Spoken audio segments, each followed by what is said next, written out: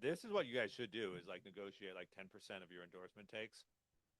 And like, yeah, it's not going to make you anything now, but then once we get endorsement money, then it would just be free money. So endorsement, we'll get the percentage now. Uh-huh. Negotiate the percentage now, and then once we get 100 grand a year to Yeah. spot, to give shout outs to some VPN. When do you think that's gonna happen? 4 years. 4 years. Yeah. I mean, you're on year two. I mean, sorry, you're on year three. I'm year two. We're on two together. It's gonna take a while to find our voice, find our audience, find our topics. Yeah. I don't think it's taken us. I feel like getting the guests is a challenge only insofar as we're in Lander. Really? You think it would be really? Tom said wrenches have the tendency to draw out certain syllables, Like the E. specifically our last syllables. Really? Yeah, which I think we get from mom. I think our mom does that. Oh. She's from Long Island. Hmm. They're like, yeah, yeah, Yeah, yeah, yeah. yeah, okay, okay. Like I think I think they do that, Huh. That's interesting. or at least my mom does. I mean, our mom does. I'd have to think about that. I feel like the Long Island accent is not given to drawing things out, but to giving voice to instantaneous judgment. Two things can be true at the same time. Two things can be true at the same time. Yeah. Billy Walker also.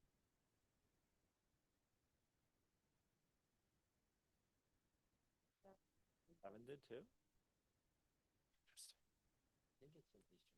Easterners, East Coast, drawing out the Or last syllable. the Chicago monotone. Yeah.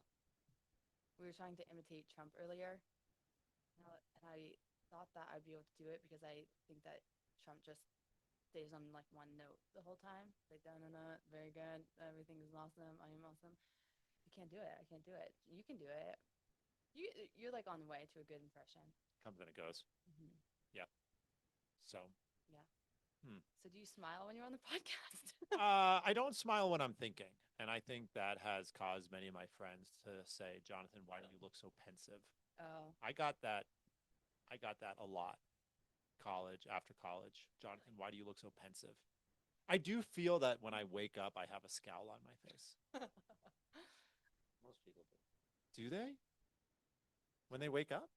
Yeah, you can't be happy when you're. Whoa, hold on, Tom. What is this? Because you need oxygen in order to have a happy emotion. And since your body's in a deprivation of oxygen when you deep sleep, you can't You're not actually. breathing when you sleep. Well, you are, but I you, mean, yeah. it's not enough. Not enough oxygen to be happy. Yeah. I mean, some of my dreams are kind of awesome. Some of them aren't. When was the last time you had an awesome dream? This is interesting. Also, just pull the mic closer. Closer to me. You can really hear what I'm saying. Like you see the distance it is to. It's very important. You see the distance it is to me. Yeah. You want it basically that close. That Yeah. close? Yeah. Mm-hmm. Okay. Yeah. Like not like make out close, but like kissing your aunt on the cheek close.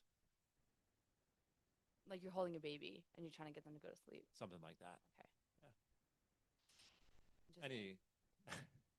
Okay. I'm trying to think of the last awesome dream I had, but I'm curious when. Like the last like flying dream or something. Something along that level of euphoria. Recently, like I think I did have like a floating or flying dream. I say that because I feel like I remember waking up being like, oh, that hasn't happened in a while. So I can't remember the dream per se as much as like I remember waking up thinking like, oh, this is fun. I had a flying dream. But I did have a really scary dream recently. Where like I was kind of like in a crime scene, like or like I was on this like ninja like espionage team. It was insane, and like everyone was after us, and then there was like all these like there was like kids that we were trying to protect, but like mixed up with a bunch of dolls, and we were trying. Dolls. Yeah, but it was because we were trying to like trick the enemy into like which were real and which weren't.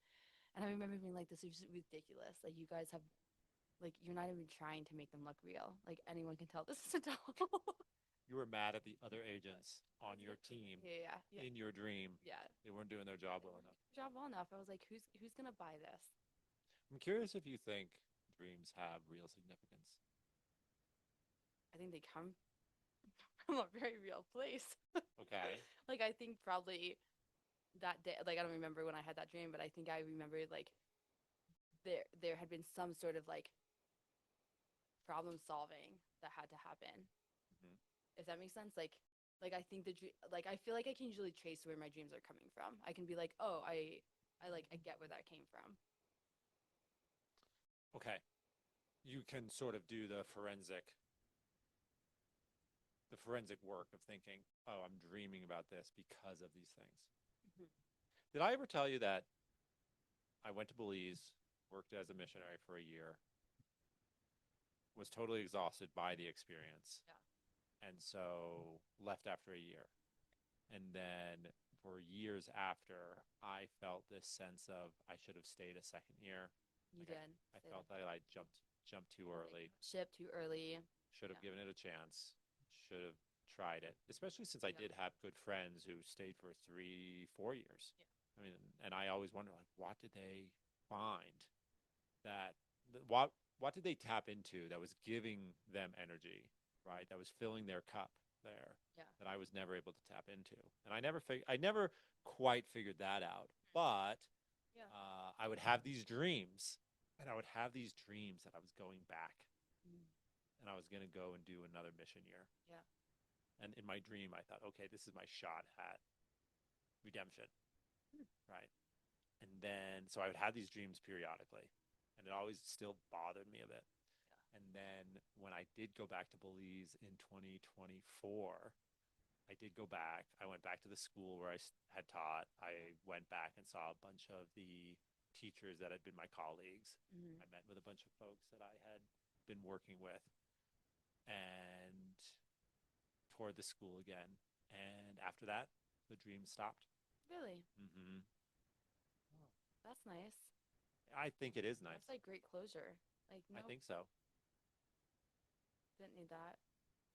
Well, I Does it still still bother occasionally, you? Does it still bother you that you're like, like what was it that I just like couldn't get to click? that does it not as much as it did, Mm-hmm. but it does still make me wonder why other kids who, I mean, say kids, we were all 21, 22, 23, right? So we were all very young. And yep, something made sense to them or for them that uh, they could just find an energy there, right?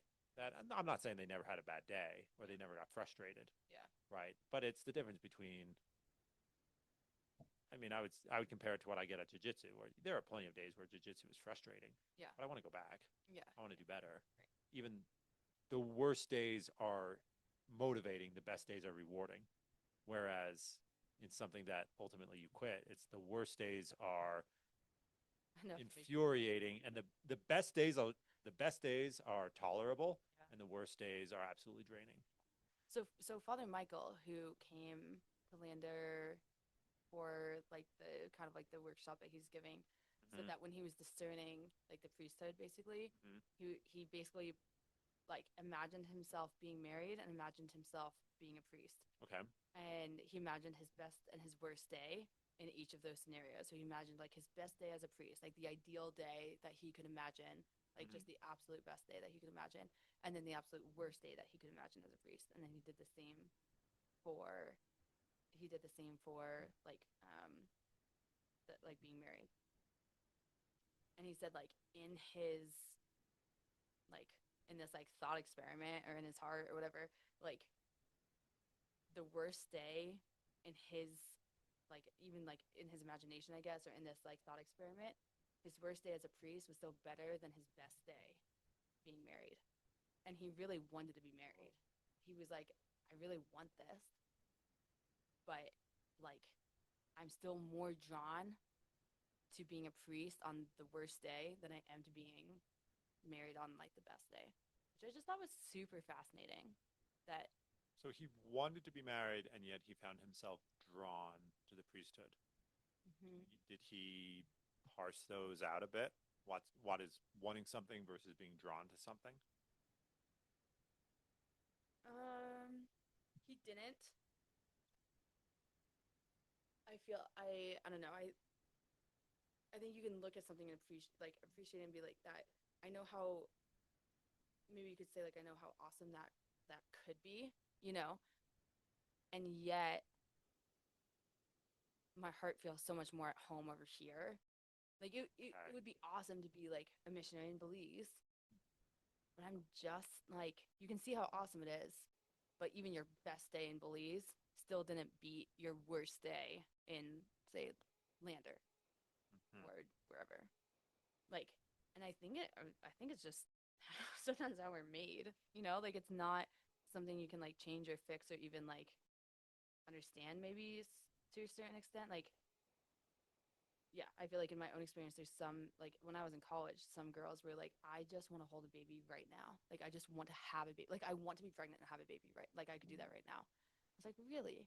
Like, I don't have that, which is like maybe concerning, but like, was like, this is so, it's just fascinating that like, this is something that you feel so drawn to and so at home with. And I can look at it and I can appreciate it and I can see like the beauty in it, but I don't want it for myself or even if I do want it for myself, I don't, I don't have a need for it right now. Like I don't have a, it's not, there's not an emptiness for it, if that makes sense.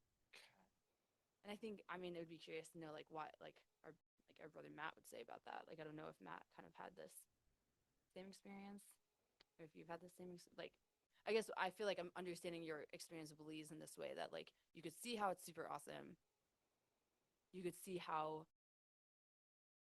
it like it hits all these boxes and yet you're just like, but it's not really for me. Like it's just not where I'm at home. Like it's not making me come alive. And it was troubling because That's the so tough. depth the I'm sorry depth you of felt it like was that. troubling. The what? The depth of it was troubling. I remember it wasn't even the Super Bowl. It was some football game. But anyway, there was this American deacon down there who he was living down there permanently, but he was American. Yeah. And so he liked to watch American football. So he would, Yeah. Sunday afternoons, he would have the missionaries over and we could have a beer and watch American football. And so we'd watch the game. And I remember the game finished up and we drank the last of our beer, ate the last of our chips, and then we went back outside onto the street. And I remember this sense of Yeah. it's Sunday night, and I got to go back to work Yeah. tomorrow The Sunday at scaries. this school. The Sunday scaries. Exactly. If you're getting the Sunday scaries, you got to jump. Yeah. Yeah. Yeah. There is one thing that I want to say on this podcast. It's if you have the Sunday scaries, you got to get out. You got to get out. What's it doing? It's draining. What's it doing for you? What are you doing for it? Like, are you showing up to your job in a real way if you have the Sunday, like, if you have the Sunday scaries, are you going to work with kind of anything to offer? Maybe you are, but it's probably going to be a lot harder. I think this is what, like, What are your coworkers going to reminder. gain? Yeah. Like, there's something to be said for, like, okay, yeah, you'll have some bad days. You've got to kind of just, like, work through it and say, like, okay, like, this isn't ideal. um, but it's like worth it for X, Y, or Z or like whatever. Like it's getting me here to there, and it's a, it's like it's a stepping stone or whatever, something like that. But I feel like in the jobs that I've had the Sunday scaries in, like the truly like, I just like yeah, I want to walk out the door. Like every moment, I want to walk out the door. And That was HLI, Human Life International. it wasn't Was HLI; it was a different company. But like, that the worst? So what was that? Was that is the job I'm thinking of? That was yeah, the yeah, worst for yeah. you. So what was that job? It was like a very administrative job. Like it was a very like, it was a lot of like just like office and computer work. Mm-hmm. There wasn't a lot of like human relations like kind of involved in it. It was also a very small office, so there's only like 3 or 4 of us on any like in the whole like The in our drama like wasn't even good. thing. It's too small of an office to have some good office drama. it was like two single people and a married guy. Like, what is there to be dramatic? I was the drama. I was the drama in that situation. I would come in and just like tell stories. I would like really amp up the episodes of my life so that I could like make people laugh in the office. Mm. And I was like, okay, like counting the hours until lunch, and then we'd have Right. lunch How and many be hours like, till I ham can it up. Yep. And then it'd be like, okay, when is it appropriate to take a coffee break? And then like, how long can we stretch that out for?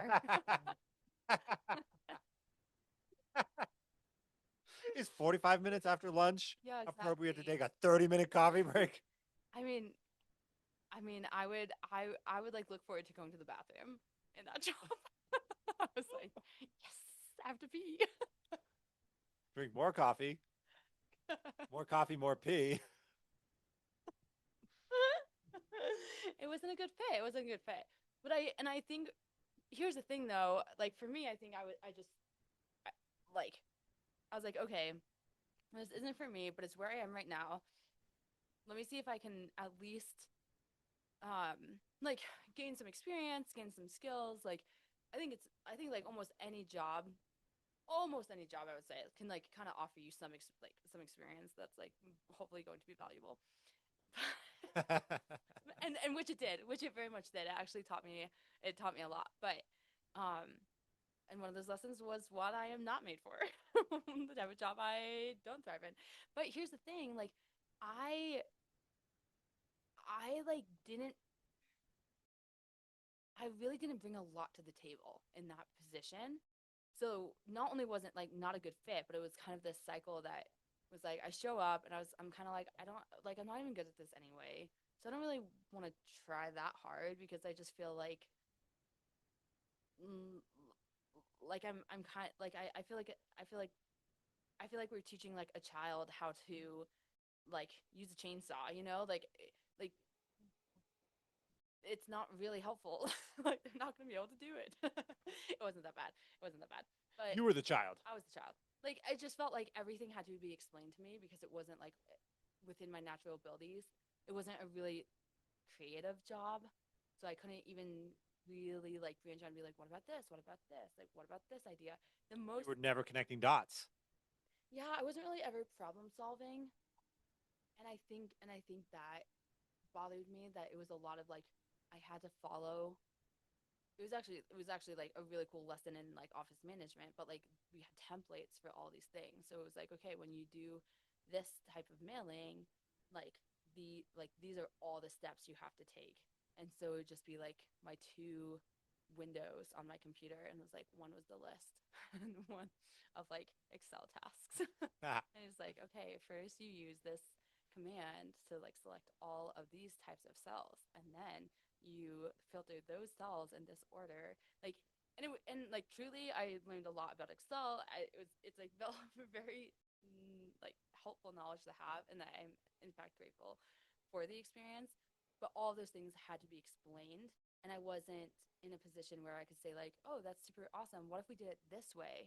And like did it more efficiently or did it and like our brother Kevin is so awesome at that. Like he loves systems, he loves productivity, he loves figuring out like the most efficient method of doing something. And like he probably could have taken that job and like like just completely transformed it. Like he could have been like, oh, we should obviously do he it could have this done way. right. He could have done the work of the Yes. three of you. Oh, totally. And that's a hard place to be. That is a hard place to be. I'm replaceable by a third of a person. Someone could phone it in and get a better employee review than me working my hardest. This is actually really cool because one of my jobs is also kind of like some customer support. So like they would call and be like, "This is the problem I'm having," and I would be like, "Okay, well these are the steps that you should take." But I would just like end up talking on the phone with like Nancy in Idaho, who was like 75 and like couldn't log into her account to like listen to the content. And Nancy and I would have like a 30-minute conversation, and it was the highlight of my day. And I was like, Nancy is awesome. I love Nancy. And then I would like get a note from Nancy when she like sent in like an email or donation. She'd be like, so awesome, like talking to you on the phone. I was like, yes, you too, Nancy, loved it. And I was like, okay, clearly I need a job and that involves human interaction more than this one, because right now, like, I'm like dying for like I'm like not wasting my time, but like definitely procrastinating by talking on the phone with like Frank and Nancy who You're wasting, know how to use a computer. right. And like, You were thinking I'm wasting the company's time. yeah. I was like, and I think I actually got talked to about it. I think they were like, maybe you need to cut those conversations just a little bit shorter. Know why this happened. I think like maybe I don't know if my phone wasn't working or what, but I think I ended up like talking to them on my cell phone. Like I was talking to them through something on my cell phone. So I was just like walking around outside, and I was outside for like 30 minutes to an hour, just like chatting it up. With a customer. Like learned about everything. I wish I could remember like what we talked about, but oh my gosh, yeah, I was like, oh, this is awesome. And but like I guess all of that to say, I think sometimes the Sunday scaries come when you're just showing up to a job and you just feel like, I think this is what people mean when they're like, I'm just a cog in the machine. Like I don't really have any personality to offer. Like I'm not me. Like my personhood is not contributing to this job. It's just my ability to like stamp, or like check the box or fulfill the task. And some people fulfill a ticket. see some people love like some people don't mind that. They're like, yeah, I get to quit anytime I want because I'm very replaceable, and that's very freeing for some people, which is awesome. Um, yeah, Joey and I talk about that all the time. yeah, Yeah. He says, I'm a pilot, which means I'm actually a glorified bus driver. huh. And when I get off the plane, I go home. I am not worried about anything having to do with my employer or anything having to do with the industry that I'm in. Yep. And then when it's time to work, I go back and I do the thing they hired me to do, and I do it well. Yeah. Right. It's kind of a high stakes job, but with like low or like maybe high pressure job, but with like no baggage. No pun intended. Oh, there be baggage. Yeah. Yeah. Because your baggage is going to Memphis and you're trying to get to Dallas. Yeah, but that's not his problem. That's not, that's true. Thing. That's not his Joe's problem. at all. Yeah. No. And yeah, Joey. Yeah. That's great. It might be the ideal job. It might be a sign of true humility. I've thought about that with my own job. That Really. in all the jobs I've had. Oh, I'm so important. Oh, if I wasn't doing it, who would? Like what? Well, You're like literally anyone else. what?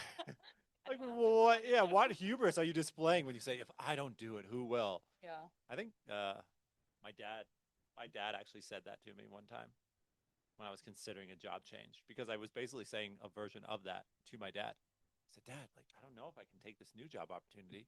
If I leave the place I am, who will they find?" And he said, "Jonathan, they'll find someone."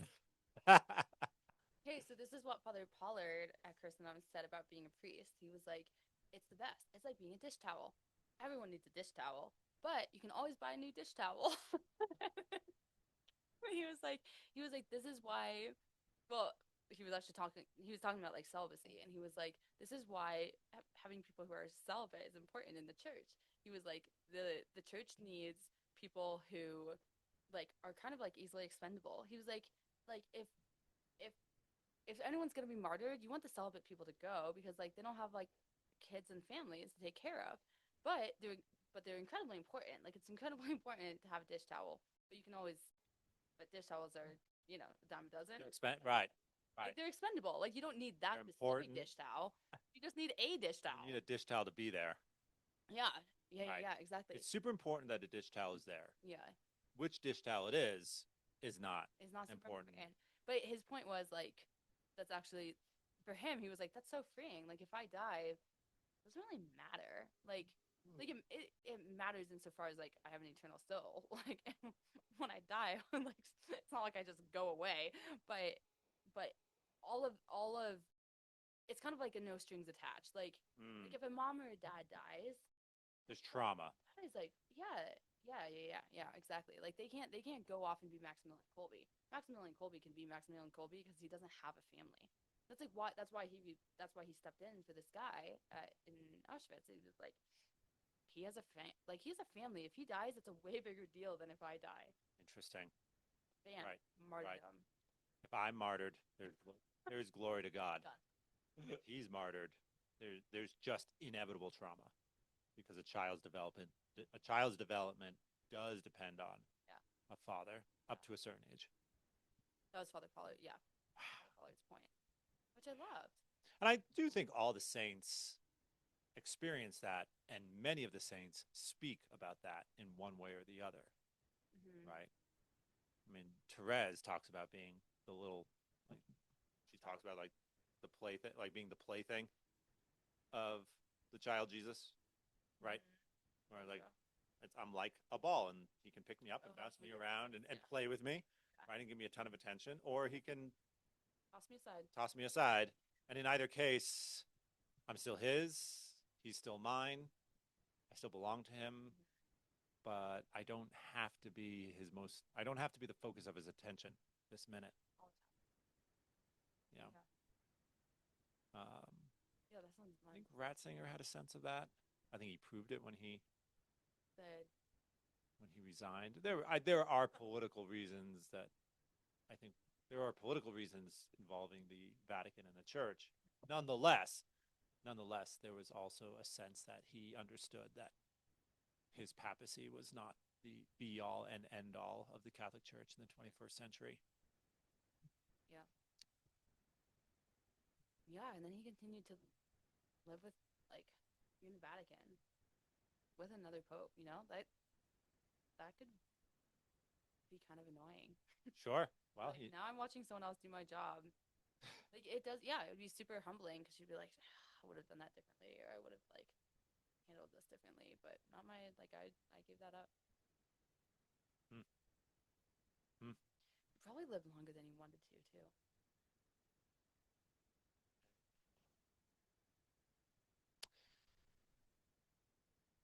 Yes, I think certain old people are asked to carry out a sort of slow martyrdom on earth in order to save the church in a quiet way with their prayers.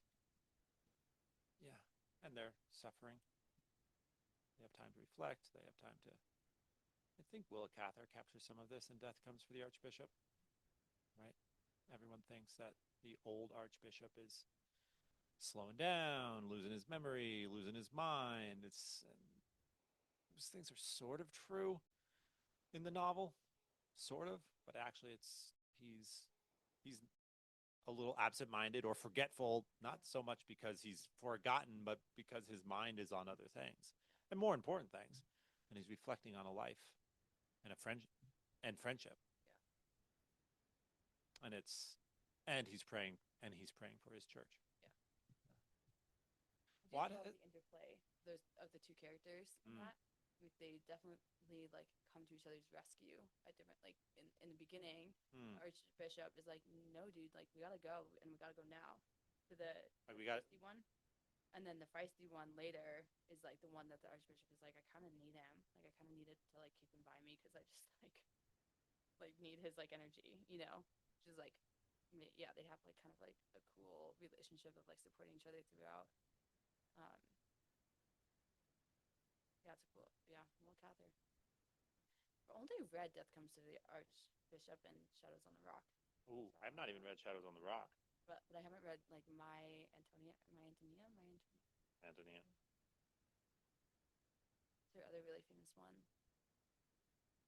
Her other really famous one. Yep. My Antonia. She has like a third. I thought she had like a third one that everyone. She's like apparently author. Right.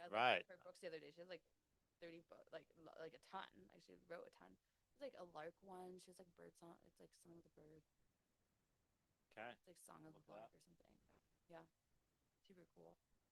We got to expand the Green Dragon to like Green Dragon Book of the Month. Ooh, yeah. Got to next level. What's been the hardest professional situation to walk away from because you had to leave? You had to leave Italy. You've had to leave Christendom. You've had to leave. I'm counting your time with the CFRs as a type of professional engagement because you were not doing any other job. Was Italy the hardest to leave, especially because you were leaving because of COVID? You mean hardest as in like the hardest decision?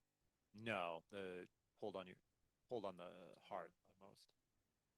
Probably no, probably working with the CFRs, probably being a missionary. Hmm. Um, was the hardest like transition, I would say. It was the hardest transition. Because you were basically living like a nun. Is that true to say? I would say I was, if I were to explain it to anyone, they would be like, oh, you were basically a nun. So, like, optics wise, like, yes. Okay. But knowing the reality of what we were living versus what the sisters live, like, I would say, None light. not quite the same. But, like, in terms of, yeah, like, if I were to, well, I will. I'll just describe it. Like we had a pretty, like, yeah, I guess I'll say strict or regulated life in terms of like schedule and um, kind of the just like the rhythm of life was very kind of set.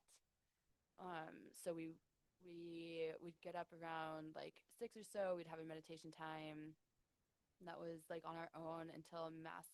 Wait, is that right? Nope, that's wrong. We get up around whatever, get it whenever you want. But mass was at 7, so you'd have to be ready for mass and like be at mass by 7 a.m. Then we'd come back, have meditation time until about 8:30, so like 45 minutes to an hour, and then we would have morning prayer all together, 8:30 to 9. We'd eat breakfast 9 to like whatever 9:30 or whatever, and then we'd have like a chore, like depending on the day, this would like vary what we did, but then you'd have like a chore or like a job block from like 10 to 12, and then lunch was at 12 with like Angelus and kind of like a midday prayer, and then you would have like another block of time from about 1 to 3. That was like another chore block. And then as missionaries, we would have free time from 3 to 5. So every day you had like 2 hours or close to 2 hours of like basically personal time. And then 5,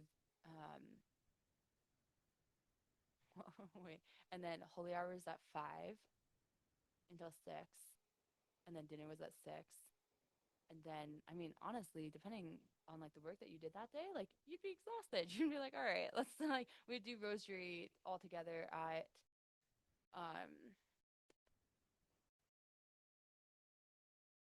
like 8:30, and sometimes we're like, is everyone ready at like 7:30? Like, should we just do it now? We can all go to bed. So it's like very easy in some ways to just like you kind of like always got enough sleep. You kind of always like knew sort of what to expect from the day. Okay. A lot of decision fatigue was taken out of your day comparatively to like my days now or like most Americans' days. It's like you get up and you kind of like, okay, like what should I do? Like, should I do like should I eat and then shower? Should I like shower and then eat? Do I like, can I make it to mass? Shoot, maybe not, kind of late.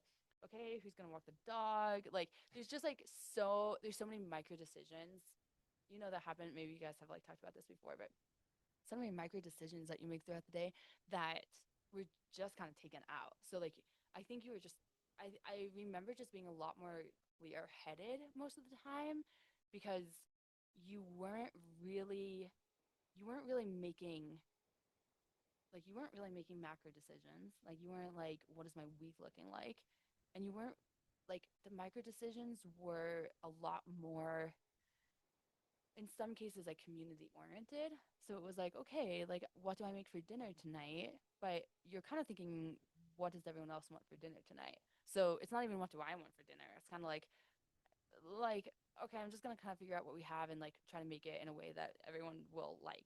So even like your motivations, I found were a little bit. It was like a little bit easier to make decisions because you're like, well, no, I'm not gonna like. I'm not gonna like just fry up some eggs for dinner. Like that's not actually an option. Like I'm I going have to to make like a meal. make meat and a salad and a vegetable. Yeah, like I I have like certain parameters even within my decision making that I have to follow. And then You found that restful. I like cooking, so in that specific instance, I found it super fun. There was a few other missionaries who were super stressed out by it because they hadn't really You have to make a meat and a carb and a salad. exactly Oh my God. exactly. They were like, this is a lot to think about. We actually like there was there was like two well one of not two of my missionary like two of the other missionaries had like grown up with very different like chore systems, and we would call them the Swiffer kids because they got to use Swiffers growing up, and we're like, you didn't have to use like a broom and a mop. You got a Swiffer. Spoiled yeah, Swiffer kids. exactly. Like, in what? Yeah, and I bet you got to eat Cheetos, and I bet you watched like you watched Rugrats, didn't Right. you? I bet you're right. Exactly. You probably watched Nickelodeon. Yeah, yeah, exactly. Like Jimmy Neutron was not saved for just the summer. Like that was probably your weekend. Like, Wow. but my friend, yeah, one of the other missionaries, Jessica, was hilarious because she hadn't really like grown up like doing a ton of cooking. And so, but so like for her, like in terms of like if I'm to use like WCC terms, like her like challenge zone, sometimes her panic zone was like the kitchen, whereas maybe for me, like I, um, like there were certain times where like in like the serving, like in our like apostolic work, when we were like with the poor and the homeless, like Jess was amazing at kind of just striking up conversation and talking to people and praying with them and like kind of just like going for it. And I'd be like a lot more uncomfortable like with that kind of thing. So it's just Breaking like the ice with strangers. yeah, totally. Or saying like, whoa, that like sounds really hard. Like, can we pray with you about that? Like, I'd be like, what if they don't believe in God? Like, what if they're offended? Like, do I have the right to say that yet? Like, is this the right situation? Like, it kind of like all those obstacles would come to mind, Oh. in like the same way where like she was just like, I remember like she printed out a recipe and she was like, okay, so it says the time should be about 35 minutes, and I was like, you should never pay attention to the estimated time on a recipe, and if you do, double it, like, and she was like, what? Like they're not giving you an accurate time? I was like, no, never. They have all of their ingredients like laid out beforehand, and they're just like, okay, so just add all the dried ingredients and then wet ingredients, and you just mix it together and put it in the oven. And this carrot cake should take you about 7.5 minutes.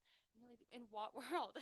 What world does it take 7.5 Right. minutes? Not in a world where one realizes that one has 4 eggs and it calls for 6, and you have to run across the street and borrow 2 eggs from a neighbor, and you run back. And Down it says like and it says like 2 cups of flour and then like half a cup of whole wheat flour, and you're like, well, I didn't know we were gonna have to deal with whole wheat flour situation.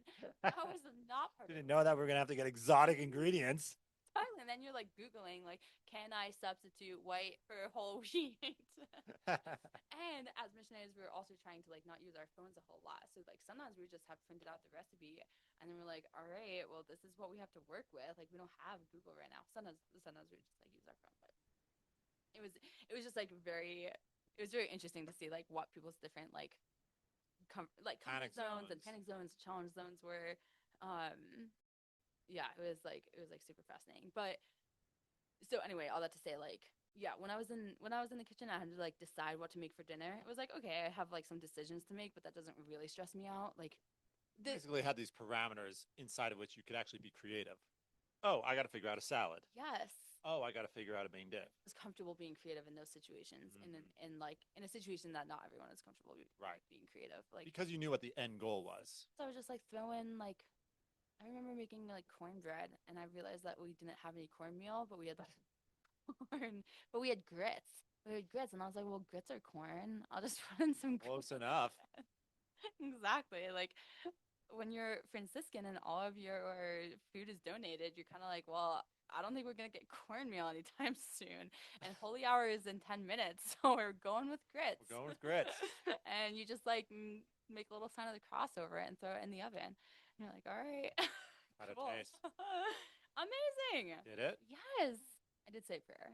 I did. You did say a I did prayer. say prayer for the cornbread. I was like, we gotta help this out because Mom and Dad were getting ready for date night one night, and Mom was taking a while to get ready. yeah. You remember this? Well, So she I don't think I told do Dad, like, hey, like, we need to just make a pot of rice for the boys. My dad went down the basement looking for rice and No. but this was in the days when Mom would get all sorts of exotic, like Yeah. brown rice and Yeah. Pekingese rice and basmati rice, and like she had some exotic rices. It was like 7 grain, but Yeah. just 7 types of rice. But she also was grinding her own wheat berries into That's her right. flour. So my dad found this bucket of wheat berries and thought it was rice.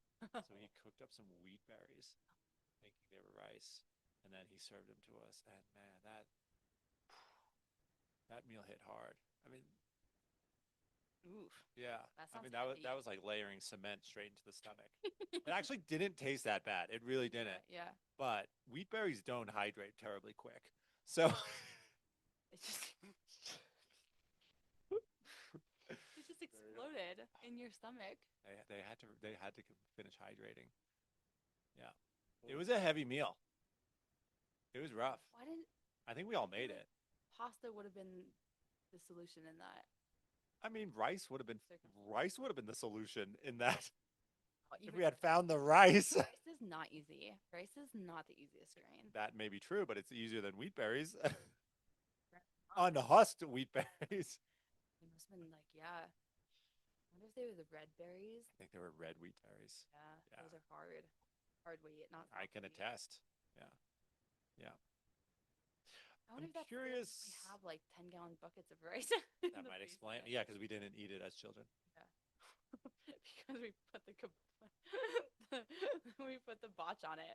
My mom was like, "All right, no more wheat berries." No more wheat berries. They've had their gluten intake for the year. We did have our gluten intake for the year. Yeah.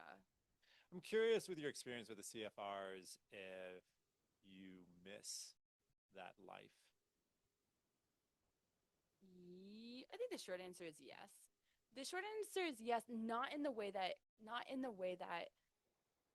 you miss something, not in a regretful way. Like not in a like, man, like I wish I had like stayed or gone back because that wasn't an option. So Okay. again, like it was like, okay, yeah, like could I have entered the convent? Yes, but I didn't feel called to do that. So I was like, all right, well, you can't just stay a missionary indefinitely.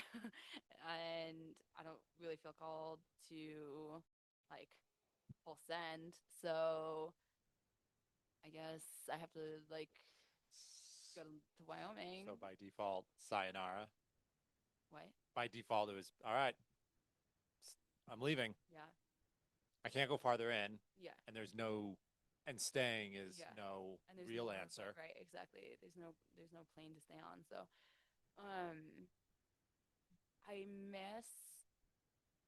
I do miss like the community aspect of it. Like you have 5 people living like a very kind of intense life together. So you're not only sharing the experience of it, but you're also like very intentionally being a community about it. So like all your meals are together, your prayer times are together, your days off, you at least I got very I was like very blessed with like the group that I was with because we all actually like just generally enjoyed each other. Like there wasn't a lot of drama, there wasn't a lot of tension, there wasn't a lot of conflict. Um and I think part of that was just like it was like a really awesome balance of personalities, which was super helpful. And um yeah, we just like apparently we were told that other missionaries did not like spend their entire days off all together all the time, and we did. We were like, all right, we have the day off, what are we gonna do, girls? And it wouldn't be like we definitely like needed To the casino. You were in Atlantic City. an LA. I imagine you didn't go to the casino. Go to the casino. No, the interesting thing with the casinos was that like we got really mad at the casinos because we like would the people that we were like the people that we welcomed in the building that we lived in was called the Father Benedict House. And every Tuesday, Thursday we would have a breakfast and just kind of like a open like breakfast, community time type ministry. Um um and then in the winter we had a homeless shelter as well. So, and then some other kind of like ministries that would happen like maybe once a week or something. Like just like not as common. And the people that would so there are like a few factors. There was the fact that we were on the beach, so it's just like a much more mild climate with the casinos, so there was money. And then there's also, so let's see, yeah, so like the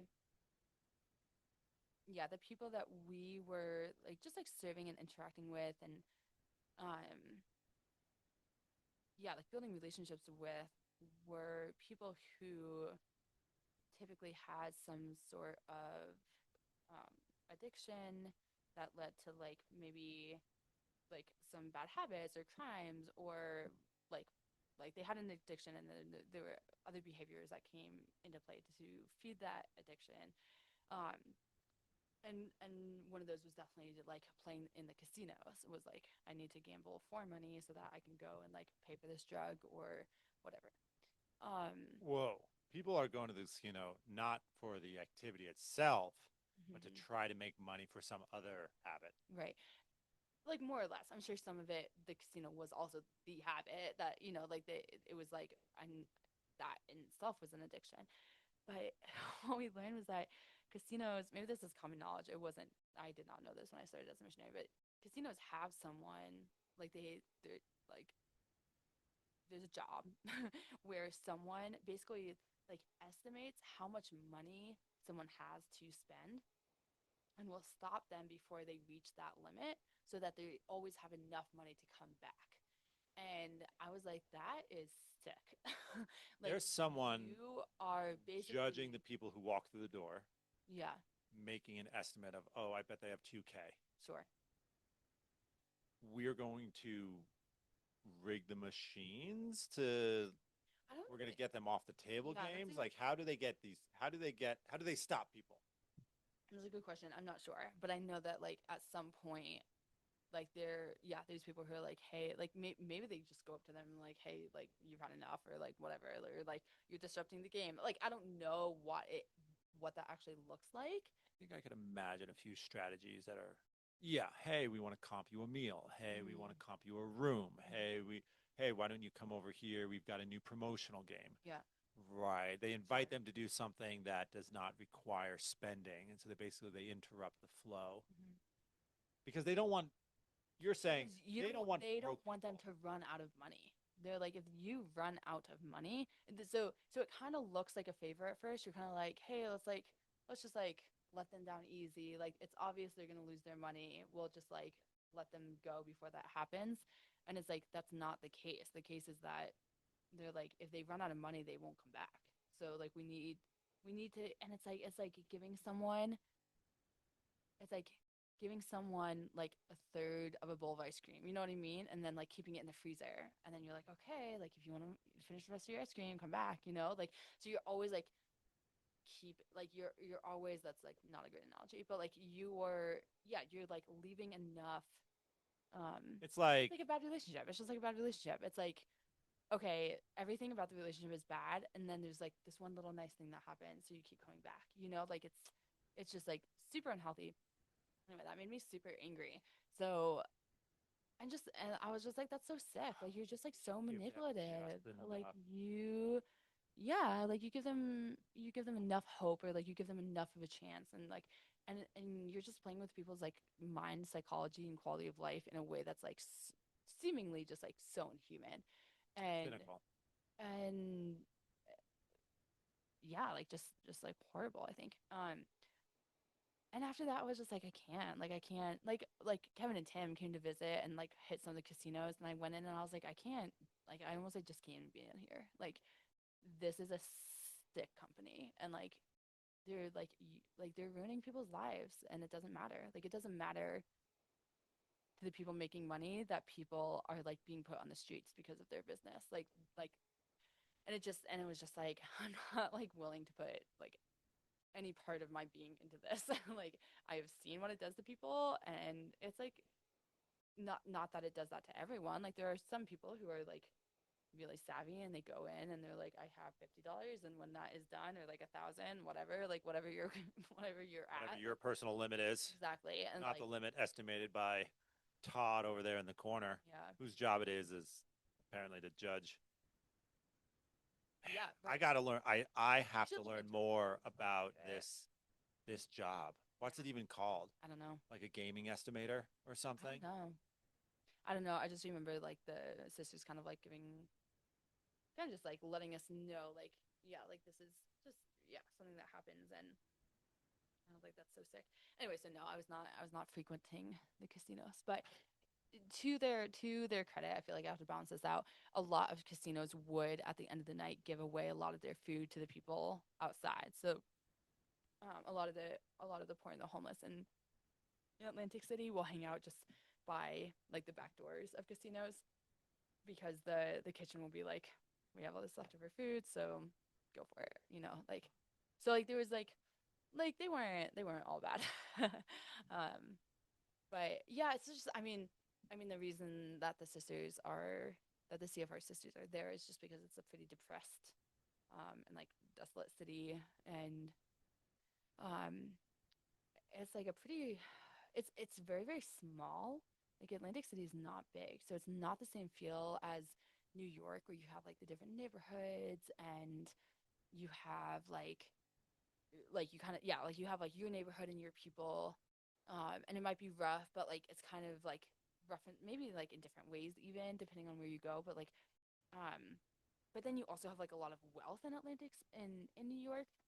In Atlantic City, I guess there kind of is wealth because of the casinos, but like most of it is pretty trashy. Like most in Atlantic City, so the Monopoly board is based off of Atlantic City. Like so you have like Tennessee and like Boardwalk. So those are all like street names in Atlantic City. So like walking around just felt like I was like in a Monopoly game all the time, which was so funny. Nightmare. Yeah, yeah, no, it was, I was like, I refuse to play this as a kid, and I refuse to play it now. I will not, I will not I play won't this be part of game. your system. I won't be part of the system, exactly.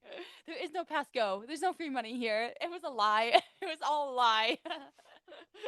The only thing true about Monopoly was the mortgages.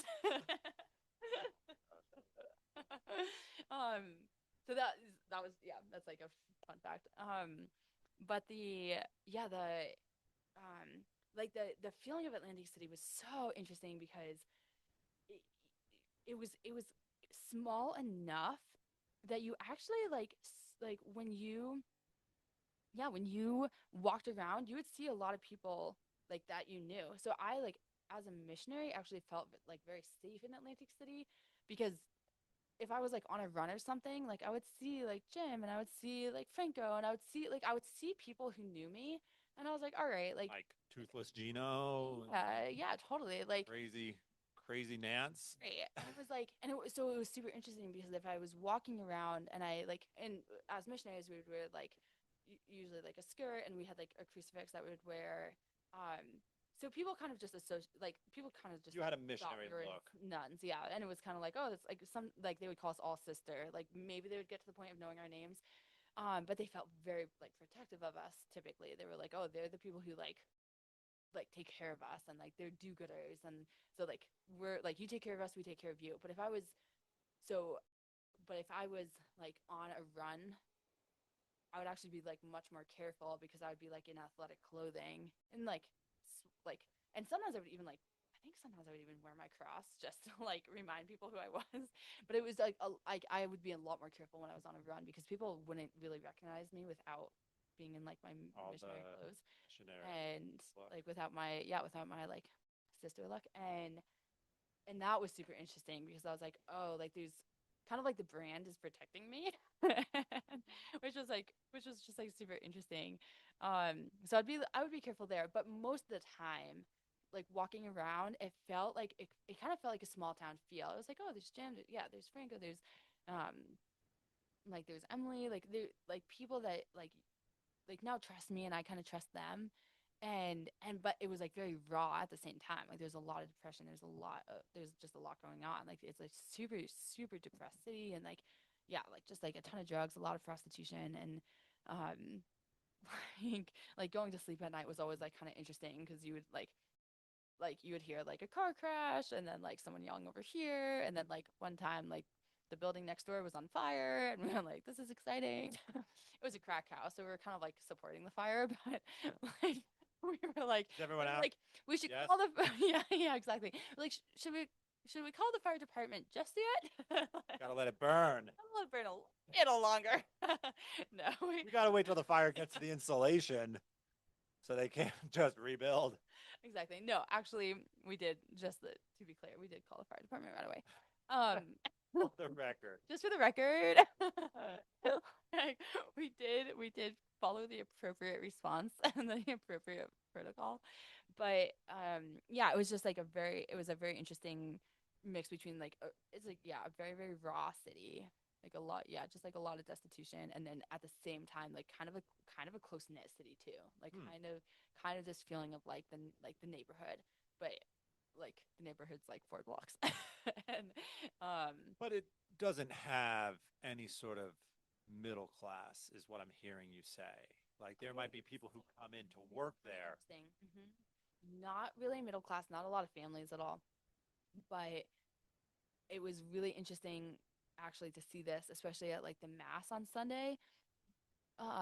Was like it was like a lot of like like kind of older people who had maybe just like grown up there, and then a few younger people who were there for like business, and that was it. And like maybe like two families, like maybe some families who were like yeah like in the hit neighborhood, but walking around it was like basically either you were homeless or you were a very wealthy businessman. Like and a lot of they have the so the Miss America pageant used to like be held there. So they have like some really huge convention like halls. Like they have and the casinos are huge. So like it's actually a pretty popular place to hold like big business conventions. Yep. So you would see like big groups of businessmen like walking around and like whatever, and it was like obvious that like there was some convention happening. But other than that, yeah, like not really middle class, not a lot of families, not a lot of young like even like young adults. Um there was like a few like budding like kind of like a coffee shop that had like just opened, and that we would like try to like go and like support them. um but yeah, like it was interesting because yeah, there wasn't really a middle class, but you would still like it was cool because like so like the next town down was like Ventnor City, and so you like walk down there and it would be like completely different. 100% different, like families, neighborhoods, suburbs. It was like a line in the sand, like literally where like you would cross over, and all of a sudden like the boardwalk had like grandparents biking and like kids blowing bubbles. It was like so On wild. rollerblades. Yes. No one rollerblades in Atlantic City. Like it was what like it was very very stark, the difference between like Ventnor City and Atlantic City. But that's like where so a lot of our volunteers that helped us all kind of like lived not in Atlantic City but like in the surrounding like suburbs, or maybe like further inland, or like down in Ventnor. There was one, she would like not mind me saying her name, but her name was Maria, and Maria was just like grew up there, I think, and like lived in Ventnor City, and like reminded me a lot of like mom's side of the family. Like was kind of Long Island, even though she was New Jersey, and she was like hilarious. But yeah, it was always like anytime you guys need a break from the city, just come on over. And we're like, so we drive like the 2 miles to your house to like get a break. But it was so vastly different that like you'd go down and you'd be like, great, we can like park on the street. We're not worried about the van. Like, Wow. I was like, walk up. Yeah, like so different. But it was like you could like what was just so bizarre to me is that like it truly felt like crossing the street to a different city. Like it was like okay, the sidewalk here, like we crossed over this line in the sidewalk, and now we're in Ventnor City, and now everything is like polished. Everything is different. So weird, but also a lot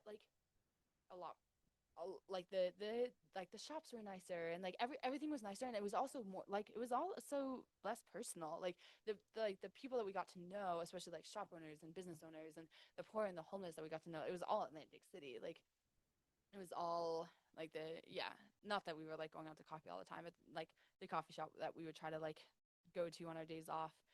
Um, like we would get to like know those girls super well, because it was kind of like young girls like who were like running that coffee shop, and then there was a there was like a bagel shop on the end of the like Atlantic City is literally just like a line, and on one end there's a bagel shop, and they were the ones that donated a lot of bagels to the sisters. So like they kind of knew who we were. Like you got to like know people a little Okay. better in Atlantic City. We were also living there, so it's a little different. But yeah, like super super fascinating. I mean, I should say like there's also tons of people I didn't know. Like when we would do like street ministry, and so like we would walk around with like sandwiches and holy cards and whatever, and just like try to like go out and meet people and like pray with them or whatever it was, like talk to them and like hear their just like give them someone to talk to and like just learn their stories. And like you always got like there's this one woman, and she just like was super super joyful, and like definitely like either homeless or like maybe in like a shelter, but she was just like on the sidewalk singing. I think her name was Alice, and she was just like on a part like on one of the benches on the boardwalk just like belting at the top of her lungs, and we're like, you're super awesome, like what's going on? Like we've never seen you before, like, what are you up to? And she was like, today's an awesome day, and like the Lord is so awesome. And then she was just like belt into Amazing Grace, and then like belt like she was like super jazzy and whatever. She has a good voice, but Uninhibited. super on it. Yeah, very free woman. And like yeah, so you'd meet a lot of people that you wouldn't like. And yeah, it was like it was an awesome time to just like go out and see who else is in the city other than the people who are coming to us on like Tuesdays and Thursdays or like for the homeless shelter. Um, and it was like yeah, it was just cool to see. There's like kind of like this little micro community within the homeless who came like on to Father Benedict house, because like on a Tuesday and Thursday you'd see like most of the same people, and they'd be like, hey, you're here, and it was like oh, like it was like so hilarious because like I think it felt like a very like safe haven for them. So like you kind of got the best of people, you kind of like got their good side, and they also People like knew though that there was a code of expectations. totally, and they didn't really know the difference between like church and like Father Benedict house. So they like someone might swear and then be like, "You can't do that in church." Like we were in church, but it was a chapel. But it was like just be in the dining room, and they're like, "You can't say that in church. What do you think the sisters are gonna say?" And you're like, nothing. I very much understand. But like, So, yeah. I mean, if you go to parts of LA or parts of San Francisco, like the Tenderloin, Hmm. people might, Elon Musk calls them the drug zombies. But, I mean, you do find people who are waking, living a waking nightmare Hmm. of such total drug dependence that Yeah. you can't interact with them as a normal person. Hmm. The people you're describing seem like this sounds so awful. A better brand of homeless, right? Well, I would say like especially because they knew Tuesdays and Thursdays. Like that's when we get to go to Father Benedict house. Okay. They might have like much worse days on those other days, Oh, but they're like we gotta show up. Like we gotta show up for Father Benedict house. Like for food, yeah for yeah shelter. yeah yeah. So And also Tuesdays and like Thursdays they dried out, so maybe to speak. well, or they just kind of they might like be on their like best behavior kind of, but they also I'm describing the people that we also like yeah you kind of got to have a relationship with because they were like mostly all there. We also served a lot of people who weren't all there, Mm. and but it like which was also like also really cool because you're like all right like you're there's not a lot going on right now, but we can still kind of like get you a donut and coffee and get it down somehow. Maybe not the bagel. Bagel's gonna have to wait, but we can moisten a donut well enough for you to choke that down. There was this really hilarious woman who got dentures, but so like this whole time that she had been coming, she could only eat like maybe a banana, but mostly just a donut dipped in coffee, enough to like Just kind of like mush it. and just smush it. And then she got like dentures, and she was like, "I want a bagel." We're gonna get you a bagel. We're gonna get you a bagel right now.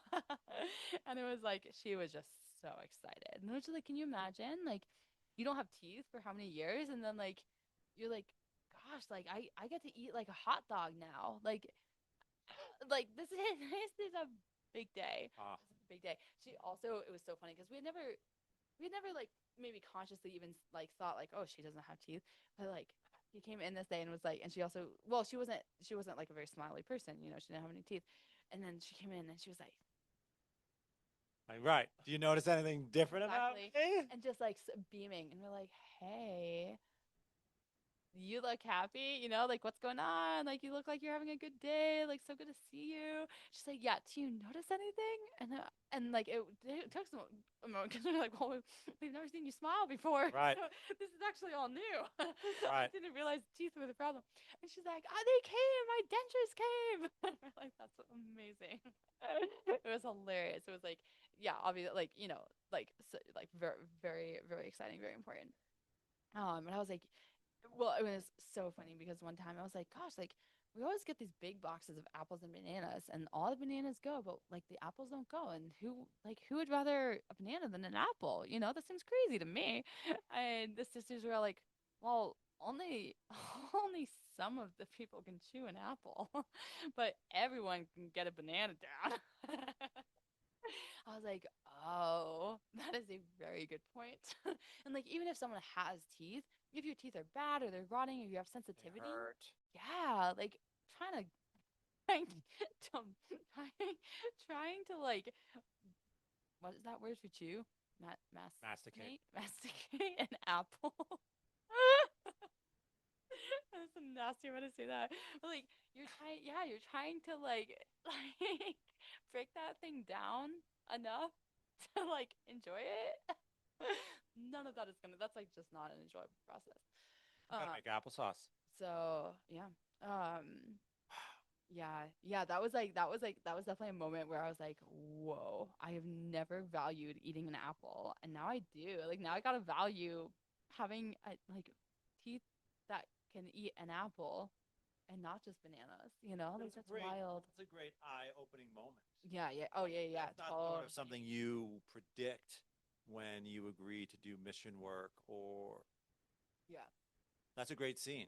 yeah, That is the sort of thing that could be in a movie when you get jolted out of your normal yeah, middle class existence. Like, yeah, yeah, where are all the bananas gone? yeah. Right. There they go. Because that's the thing that everyone can Mm-hmm. chew. Yeah, yeah, yeah. Even if you don't have teeth, you can manage that. It seems to me that your year in Atlantic City doing this work was perhaps more impactful than some of your experiences outside the country. Is that true to say? Well, I would say it. I would say being that year was like a little bit of the line in the sand for me. It was kind of like the before and after experience for me. So there wasn't like Hmm. Elizabeth before Italy and Elizabeth after Italy, but there is an Elizabeth before she was a missionary and Elizabeth after she was a missionary.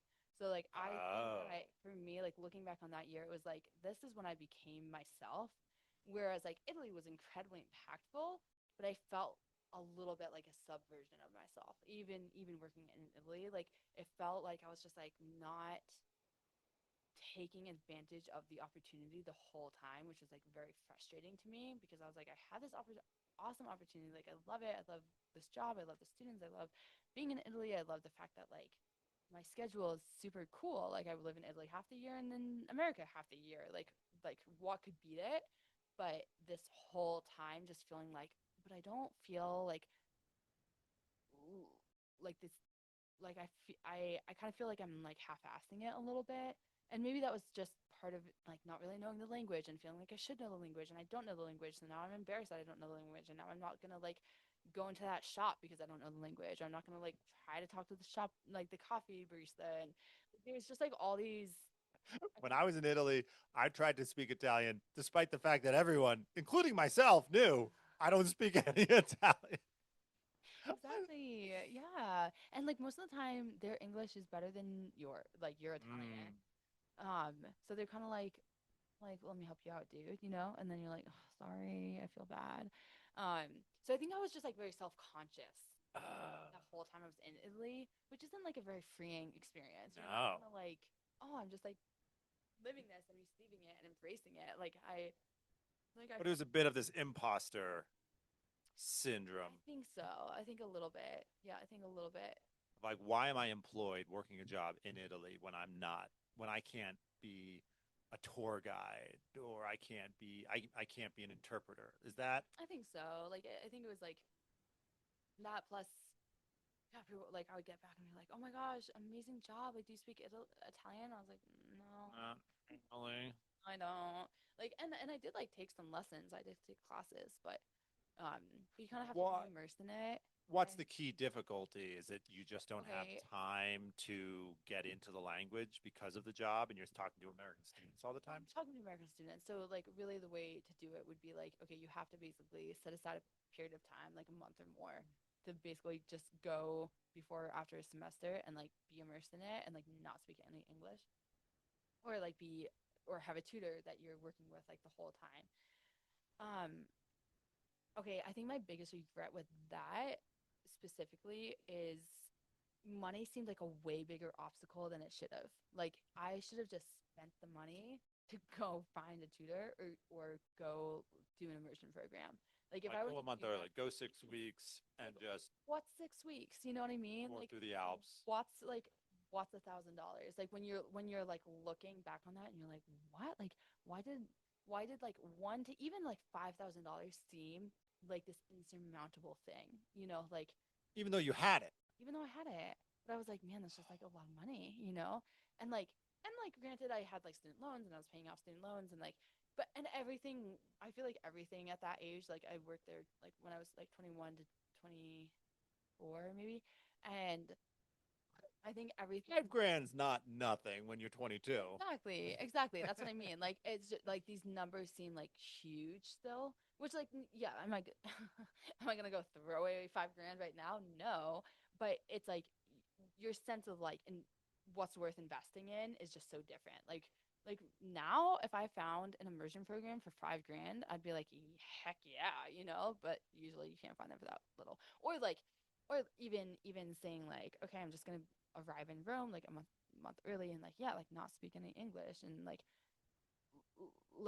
these things were so accessible when you're like living there already, but like still seemed like insurmountable to me. And I think there's like some fear there. Like I think I was just like a little intimidated by the experience of like I'm gonna go live, especially because my junior year when I studied abroad, just like as a student, I got there a few weeks early and went down and stayed with some friends that like Matt connected me with who were Italian. And like they spoke some English, but I remember just being so lonely because I basically was just like in this foreign country. Matt like stuck me on a bus that like went down to this random city. I like almost got off the bus at the You in a, wrong time. were you in a big city or you were like in some Italian like mid-sized No. It was like mid-sized town? small. It was like mid-sized. Yeah, it was like But it wasn't this mid-sized. Italian village where you could just walk to the baker's. It was like a Yeah. And I was like staying with more other modern place. people, so I was Okay. kind of just like farting around with them, just like doing whatever they did. And I think I must have only been there for like honestly, like it felt like a week, but it probably wasn't. Like it was probably like 4 days. 4 days. But yeah, I just remember like being utterly exhausted, like jet lagged, plus like I can't speak English to anyone. I'm super lonely. I like don't know the language. Like you're like it's just Ah! all of a sudden I was just like, I can't wait to leave. Like I could die here and you I would know it. well, I didn't feel like that, Oh, but that's no, that's how I feel the first night in every foreign country for me. It's really, yeah, I could die and nobody would know. I mean, yeah. somebody would know. Would they? Yeah, somebody would find the body. Actually. No, I don't think it's rational, Yeah. but that's Yeah. That's yeah. that's like the emotion. Yeah. That's interesting. No, it didn't feel like that. It was just like like you're trapped inside your own mind. Like Yes. you're just like I can't communicate with anyone. They're communicating with me, but like you can't have any kind of like meaningful conversation really because of Mhm. the language barrier. And like so I remember it was like it was cool, like it was a good experience, but I But think you felt like handicapped. yeah, totally. And I just had like kind of no basics. And I think if I did it now, it's like I know enough of the Italian language that there'd be like a starting point where like I just like went in cold. And like I remember taking a walk on the beach, and one of the women who was like helping host um was like teaching me basically like declension. She was like io too, so like she was kind of like going through some of like just like the very basics. And I was just like, what?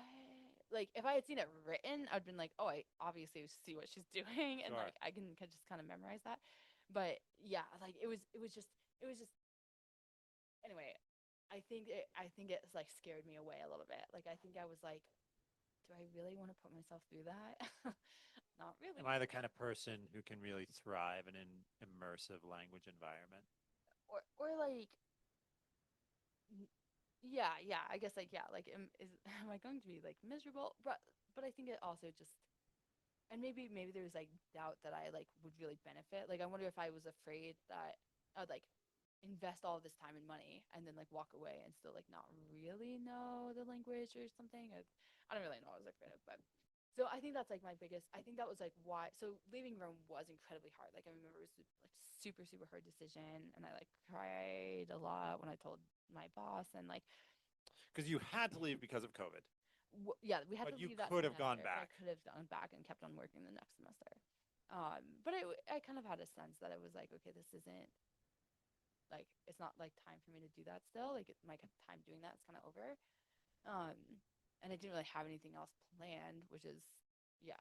I mean, it was COVID. Like no one was like it was just weird, you know. Like it wasn't like oh yeah, just go get another job. Like no one was working, so it was definitely like yeah, I was pretty depressed. But it was like yeah, it was just like I don't know, like even I guess kind of like going back to the beginning of the conversation, like that feeling of like I want this, but it just doesn't feel right. Like I want to go back to Italy, and I want to keep working this job, but like it's not sitting right with me, and like I don't feel content with it. Like I don't feel like this is what I'm supposed to be doing.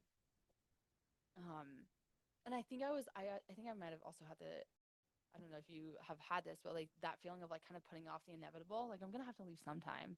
So am I like maybe you actually asked me this once. Like, am I gonna wake up in a year and just be in the same spot?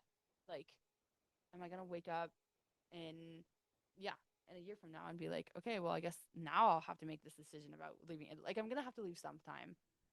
I think and like right now feels like it kind of feels right. And yeah, like I don't want another year to go by where I'm just kind of like, okay, well, that was just another year and like kind of nothing to show for it in a way. I don't know. I think like at the end of the day it was just kind of like a lack of peace when I thought about like trying to like stick with it for another year. I was like, I don't think that's like really the right thing. So but it was like amazing. I had like the best boss.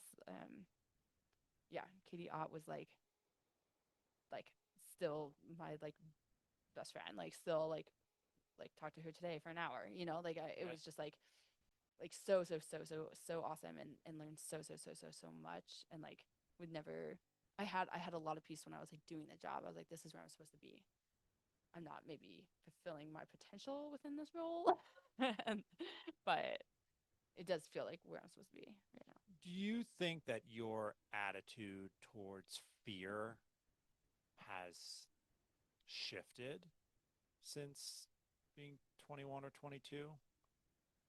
Do you feel that circumstances of fear that may have prevented you from doing something when you were 22 do not now 6, 7 years later?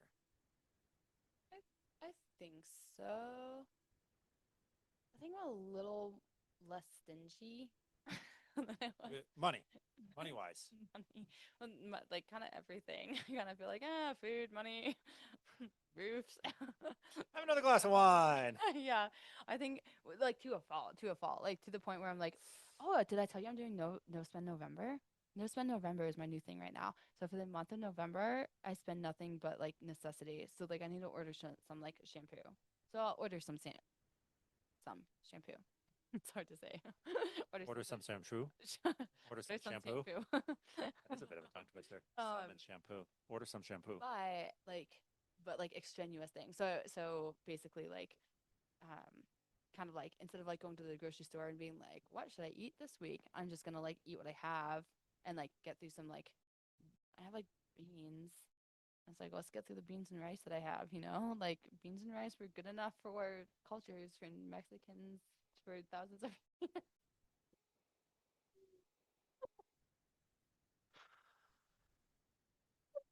I feel like we need to get some of my Mexican friends on here to give a little flavor to that claim.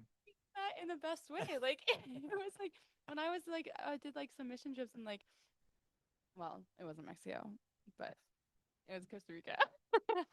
Oh, good Lord. Can we cut this part out? I'm just saying some of my best beans and rice have been in South America. That's all I'm getting at. Costa Rica's in Central But I was in the DR. Okay. Oh, Central America. Central America. I mean, not America, just Not America. South Oh. of the states. Good Lord. I mean, beans and rice are delicious. Central America. When I say South America, When you say South America, you mean Central America? when I say That is Central possibly America, the most American thing that has ever been said. it's actually really awful. I'm a little embarrassed. I shouldn't have brought up the beans and rice. I shouldn't have brought up No Spend November. No. This is No Spend November is all right. I do want to get back to No Spend November. I do want to get back to it. Okay, I'm all about it. I'm trying to get other people on board. But I am curious how your attitude towards fear, especially with money, or maybe that's not the area that you're especially sensitive to. You feel that fear has held you back in ways when you were Yeah. younger that now you say, "Oh, I should have just jumped in with both totally, feet." totally. Is money the primary example for that, or relationships, or opportunities?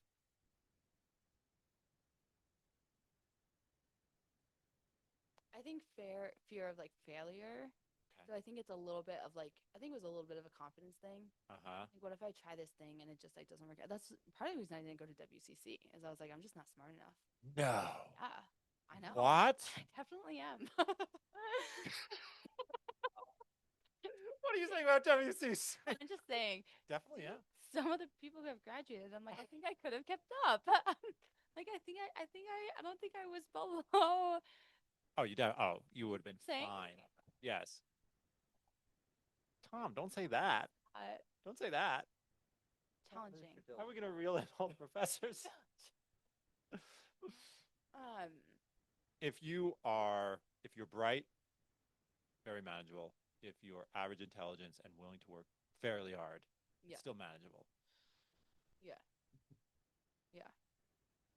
I mean, yeah, I think, yeah, I don't know why I didn't have that about Christendom. Like, I don't know why I didn't feel like, oh, like I might not be smart enough for and maybe I did have that a little bit, but I think WC had like, it was like, oh, like all this outdoor stuff. I don't know how to like go backpacking, you know?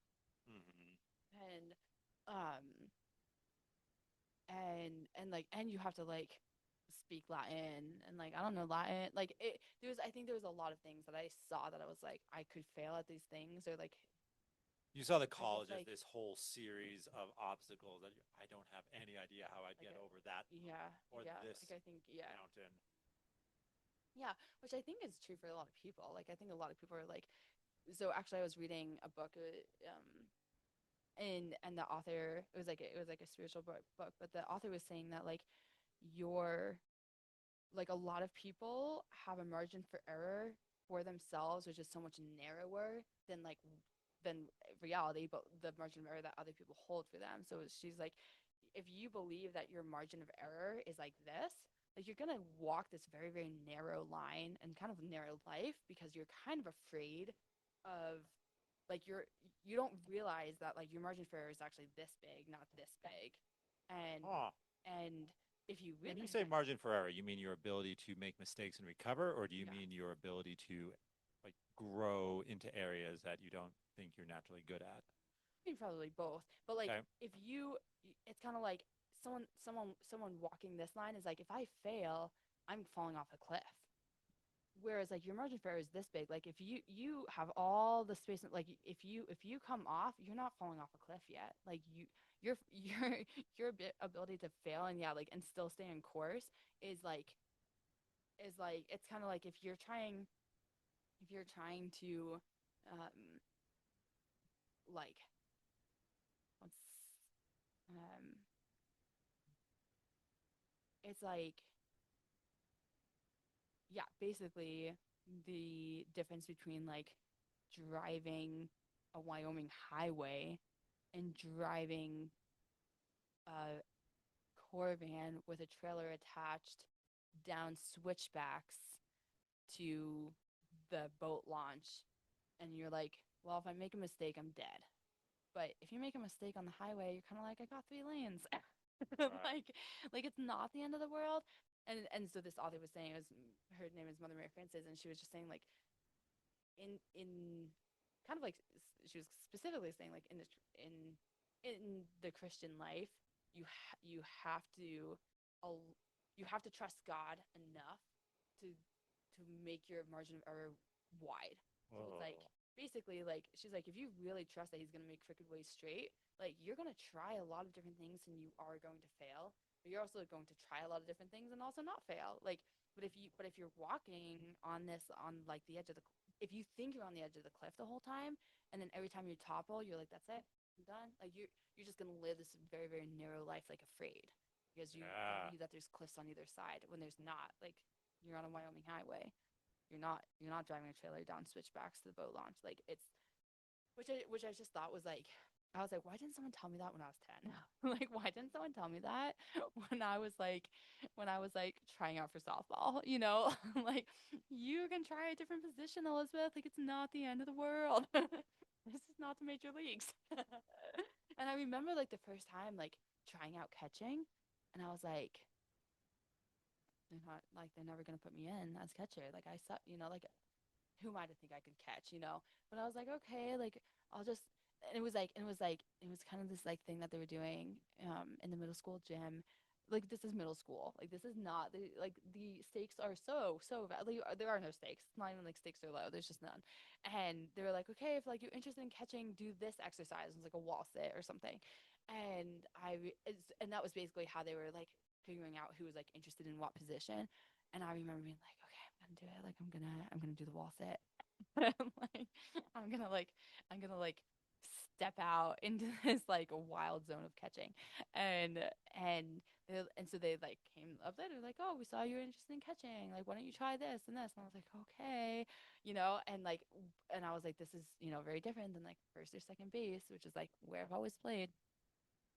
And then like loved catching and was like the starting catcher and like all these things because like it was kind of like okay like maybe this won't work out but maybe it will. But I never tried really another sport other than like cross country, and that was because Kevin was like you need to do this, and I was like okay. Okay, I will. um but like yeah, I feel like and maybe someone did like maybe at some point someone said something similar to like just try it. Like that's we're kind of saying that when we're just like try it out, but whatever my little 10-year-old brain needed to believe that her margin of error was very large. Just like it didn't I don't think it like really ever got to me until like later, like in my 20s. Like you can try something and like not have You it have a work more out. exploratory attitude towards life rather than a caution, like I think a now I baseline do. I think now I caution do. I think paradigm. I think now I might feel it. Like I might feel that internal like sickening feeling of like I don't know what to expect, but like I can push through that even though maybe I don't like it, but I can like kind of push through it. Right, right. You still have that thing Like bubble up. maps still put me in my panic zone. Maps? Yes. What kind of maps? Like topo maps? Yes. Really? I look at a map and I'm like The mountains are moving. I want to understand this and I want to be good at this, but I look at a map and I look up and I'm like no correlation in one spot between. Like if I keep my finger on the map and like follow it the entire time, Uh-huh. I can like manage. Interesting. But like if someone was like, okay, here's the map, go find Leg Lake, I'd just be like, I'm just gonna start heading south. Like And hope I hit water. the best. Like it is very hard for me. Like like that's the type of thing where I'm like, I need someone. I kind of need someone to hold my hand right now. Like doing Interesting. that. Like if I were to go and do that by myself, I would be like, this is like I'm too afraid. Like I'm too afraid. Yeah. Yeah. That's why I love a CC. A CC is on a hill. And so you're either going up the hill or down the hill and you can't get lost. Wow. If I need to go to the hotel, I walk uphill. And if I need to go to the basilica, I go down the hill. And I'm like, this is genius. This is I wish all towns were built on Everything's hills. built on a hill. Things to be built on a hill. I wish everything was built on a hill. It'd be so nice. It'd be so nice. It would just be so nice. And we'd have sexy calves. We would have sexy calves. Yeah. I had a physics professor who said that he wasn't talking about sexy calves, but he did say that he said it's both convenient and inconvenient that we live in a world in which resistance does not have any is not affected by the direction we're trying to go. So we said, whoa, wait, what?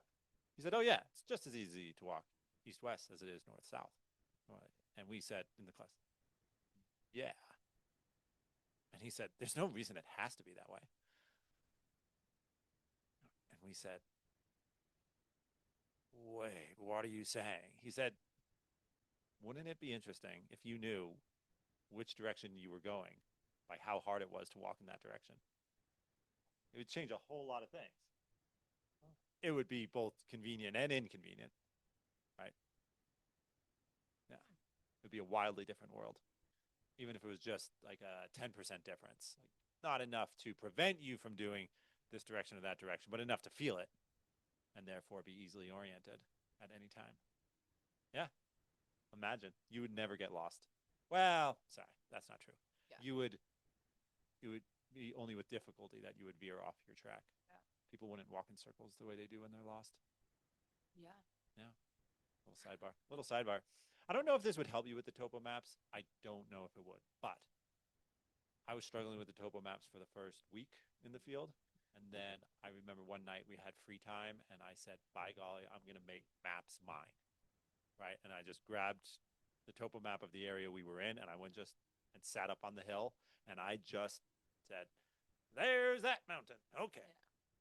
Yeah. There's that mountain. Okay. I mean, I nerded out. All right. I mean, so there's that lake. And Okay, but that's the thing. Like when I see it, I see it. Like topo maps make sense insofar as like I get what is happening on a topo map. Like I Okay. get the lines, and I get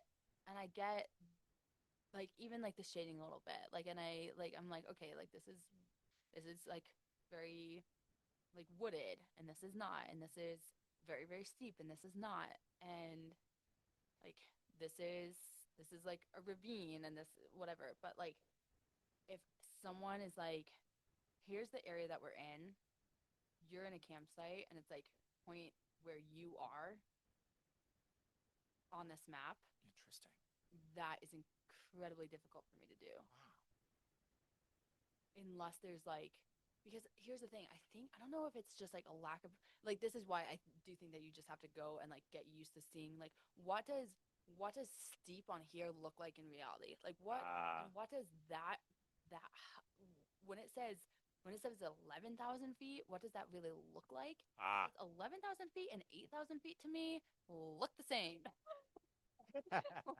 like if I'm looking at like if I'm trying to figure out like which bulge it is, I'm like these mountains all just look big. Yep. Like unless it's Fremont and you're like I'm looking for a flat face with like a half circle behind it. Like if it's like a very obvious the thing that you're looking for, and it's like okay, like once I identify that, then this makes a lot of sense, and this makes a lot of sense. But I think you just have to spend time like putting like relating what it looks like on a topo map to like what that actually looks like in reality. Because like, yeah, I just remember being like super embarrassed on an instructor like on one of the courses because I was like, oh, well, maybe we could be here because this is like a little steep thing with like a little knob on top, and I like pointed to this like minuscule little thing next to us, and I was like, You pointed to a boulder.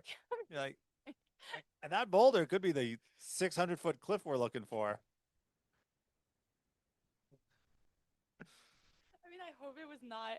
I hope it was not that drastic, but yeah, I remember instructor. I don't know. We heard about it back here in Lander. The instructor was like, "Yeah, let's keep looking," and I was like, "Yep, you're right. Like that is a tiny. That's like, but then there's other times where you're like, this wouldn't be on the map, and it is. Like, like there's this spot. There's this spot past like I don't know if it's like past Sheep's Bridge or on the way to Sheep's Bridge. Like it's like if you keep going on the Middle Fork Trail, and it's like some like slabby rock, and you kind of like go around it and through it, but like it kind of looks like like you're kind of like whatever. But I remember like looking at the map and it was like, oh, like this is actually on the map, like these like this like little rocky spot. And so then there's like I'm like, okay, well if that's on the map, so can this little boulder that I think is a cliff. Like it just yeah, like there's the correlation between like height, like just what do you call that? Bigness. Right. The significance of the feature did not Exactly. seem to It's be not like tightly wound completely. to the what was shown on the map. The maps themselves were moody. That's what I feel. I mean, I know that's not true, but yeah, like I'm not like yeah, a mountain's not growing overnight. Like you can, and yeah, yeah. I don't know. Hmm. Yeah. Let me good point. You ever had a time with maps? For a while, yeah, but then I think I picked it up like second week. I think the most stressful part is like I'm sure you're right. Like after you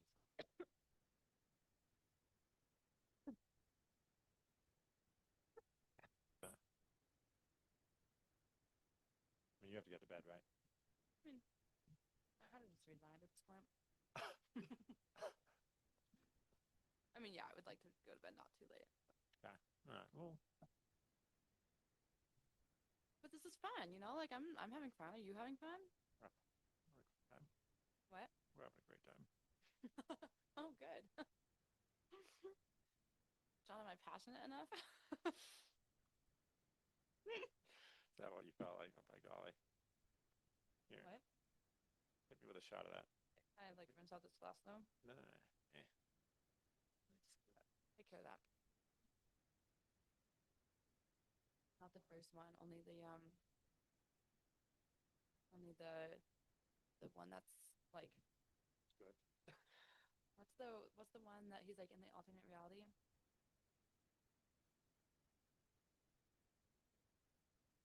The Wishing Star? Yeah. Yeah. That's the second one. What's the third one? There's not a third one. There's only two? Mm-mm. Two Puss in Boots? Yeah, but he's a side character in the Shrek movies. So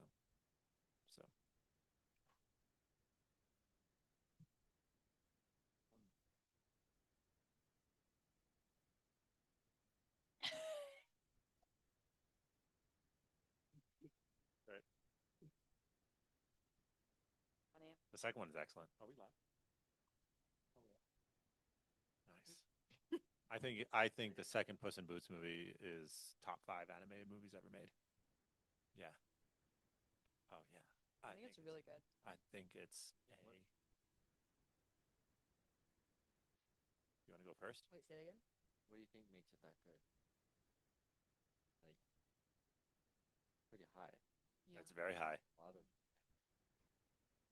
Yeah, but I think it stands up. I thought it was like I thought it was such a okay, this and Inside Out 2, I thought were like amazing depictions of like the human experience. Like like you know how you know that whole scene in Puss in Boots 2, Puss in Boots that I would say Puss in Boots, which is wrong. And gross. Gross. but it like sounds the same to me. Like Puss in Boots sounds the same as Puss in Boots. Like I don't really distinguish between those two words, but many people have corrected me. So puss and put Puss. what does it rhyme with? Puss. Wuss.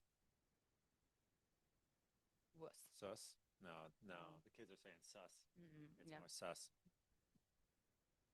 The scene. You know the scene where they the reality the reality becomes like their expectation of it. Or it's like they look at the map and it's kind of like what they expect is what they get. So they have that they have that like kind of weird like cat dog character with like the big eyes. Um and like she thinks that like everything is just like rainbows all the time, like super optimistic and like friendly. So when she has the map, everything is like rainbows and butterflies. And I was like, this is like this is like an existential lesson where it's like, yeah, you kind of create your own hell. Like if you expect everything to super suck, then everything's gonna super suck. And if you look at things like this is obviously an oversimplification, but yeah, I was just like, this is an amazing depiction of what we can do with our mind. Like if you are super I know that's what my takeaway was. I don't know what your takeaway was, John. Like why it was you watch movies in a different way than I do. So I'm curious about your take on this one. I watch movies with an intensity that makes others uncomfortable, including the characters on screen. Not uncomfortable. I think it's cool. I just like yeah, I don't I even I feel like sometimes we do watch movies with like sometimes similar intensity, but like what you're looking for from a movie is maybe different than what I'm looking for from a movie. That might be true. Yeah. Why do you think it's I think the villain is one of the best realized villains in all of animation. I think the I like that? motivations of each character are actually understandable and relatable. There's a complexity to the plot because of the different protagonists and antagonists all in competition with each other. Yeah, And that's cool. I see that. and there's an arc to the main character's story. Yeah, Yeah. He doesn't get back the thing that he wanted to get back, yeah, but he gets something better even though that something is not going to ensure his immortality or his even necessarily his legacy. He's just going to be hmm a better creature. hmm And it is better, but it's not. The movie does not indulge in giving back all the totally. worldly advantages that Yeah. might make it a more traditional happy ending. hmm And also, the villain is, in fact, scary. Yeah. Yeah. Yeah. Yeah, I definitely jumped Uh-huh. like multiple times Mm. watching that movie. I was like, like I'm on the edge of my seat. Yep. Yeah. Yep. That villain is inexorable. hmm You can't stop him. hmm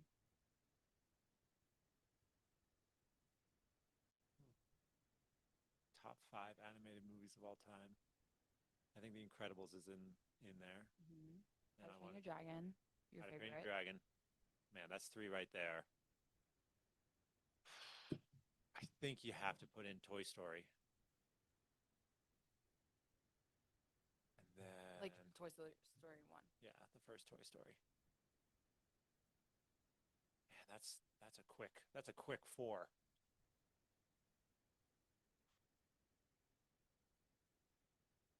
Maybe The Lion King?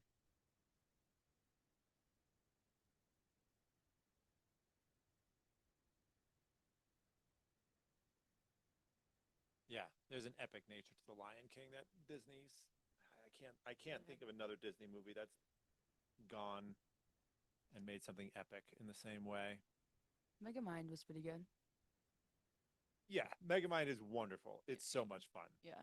Its ambitions are lower, Yeah. which is fine Totally. Yeah. because Yeah, I guess that's a good it point. exceeds its ambitions, but Yeah. they are lower ambitions. Right.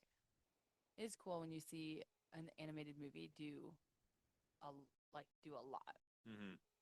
Okay, but this is a little bit how I feel about Inside Out 2. No, I wouldn't I maybe would not put it in like top 5 like Mm-hmm. best animated movies. Have you guys seen Inside Out 2 or Inside Out 1? I've seen the first one. You've seen the first one. So the first one like got super good reviews. It's like super cool, whatever. But Inside Out 2, oh, so my big beef with both the Inside Out movies is that it it kind of depicts the human person as being controlled by emotion. Like the controller is emotion. Like I don't the control board is like yeah, there's not really anything that represents like the will, and which is like obviously very important.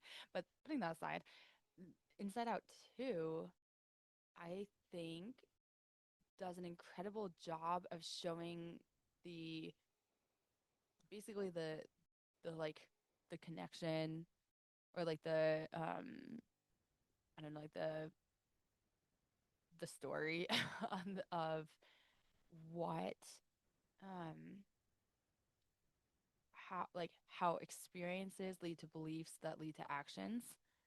So like this like process where the human person experiences one thing, and like in Inside Out 2, like obviously it's like kind of like it's like simplified, but like they have she like experience she has a memory with like a certain like emotion attached to it. So she has like this experience of sadness or this experience of happiness, whatever. And depending on what that memory like what that memory was, it then like creates this belief in her mind about reality. So she's like, oh, I did super awesome um on like doing hockey, so like I'm a good hockey player, like or like my like I had this birthday party and everyone rallied, so like I'm a good friend. But then you have these other experiences of like being walked away from, or like your parents were like late to get you, and now you're like I'm not important, like I'm whatever. So this experience creates a belief, which creates like then behavior from that belief. So you're like, well, if I'm a bad friend, I'm a bad hockey player, or I'm forgettable, now I'm gonna act from that belief system. Like I'm gonna act in a way that's like, okay, like if I'm forgettable, then I'm not even gonna try. Like I'm not even gonna try to like make friends. I'm not even gonna try to like do this thing. And like I don't like if I were to say this to a psychologist, maybe they'd be like, well, it's like a little, like obviously more complicated than that. Like I'm not saying this is like the 3-step process that's like the be all end all, but that's a little bit how the movie portrays it. And I think it's basically true.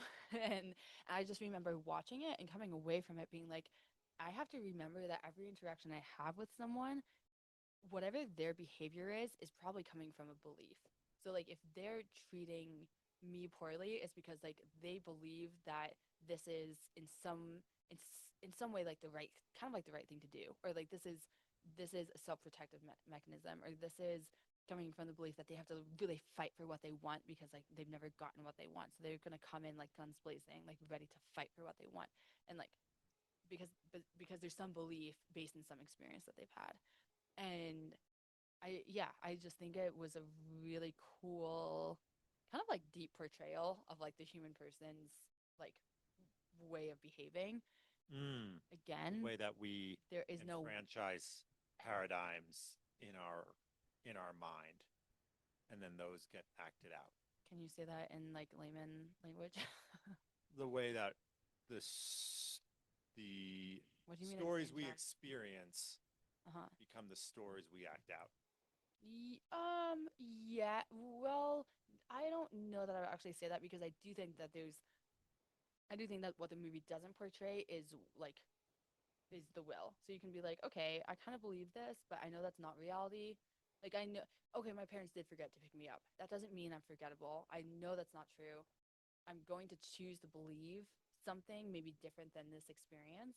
And I'm going to choose to to um I'm going to like I or I guess a better way of saying this would be like I'm going to choose that I don't want anyone else to really like feel this way. Like that was really hurtful. So instead of now believing like, well, I'm forgetful, so like I guess I shouldn't try to make friends. I'm gonna like make everyone else feel like they're super remembered. Like I remember their birthday, or I remember whatever. Like you, there's such a powerful element of the will, which like needs to be like introduced into this like process.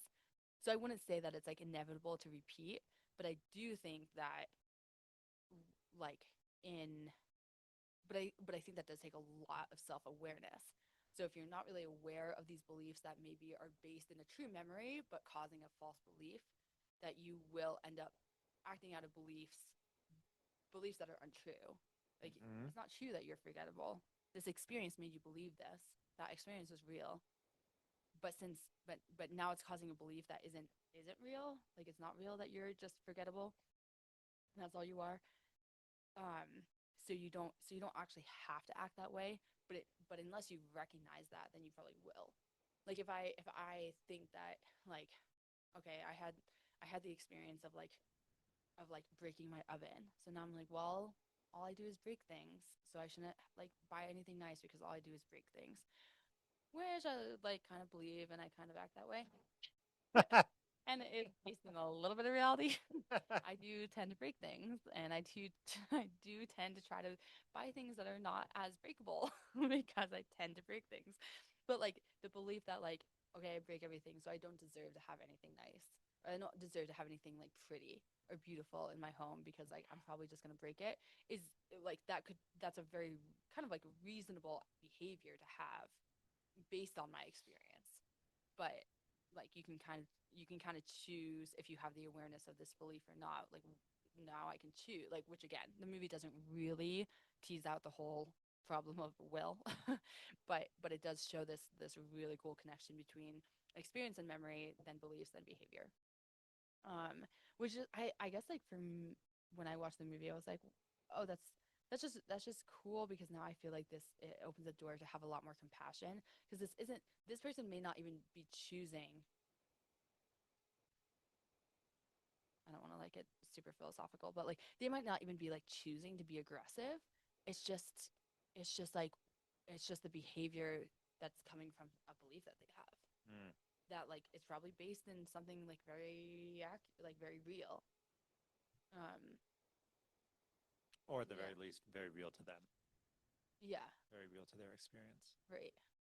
Um yeah, I had a conversation with one of the students today who kind of believed that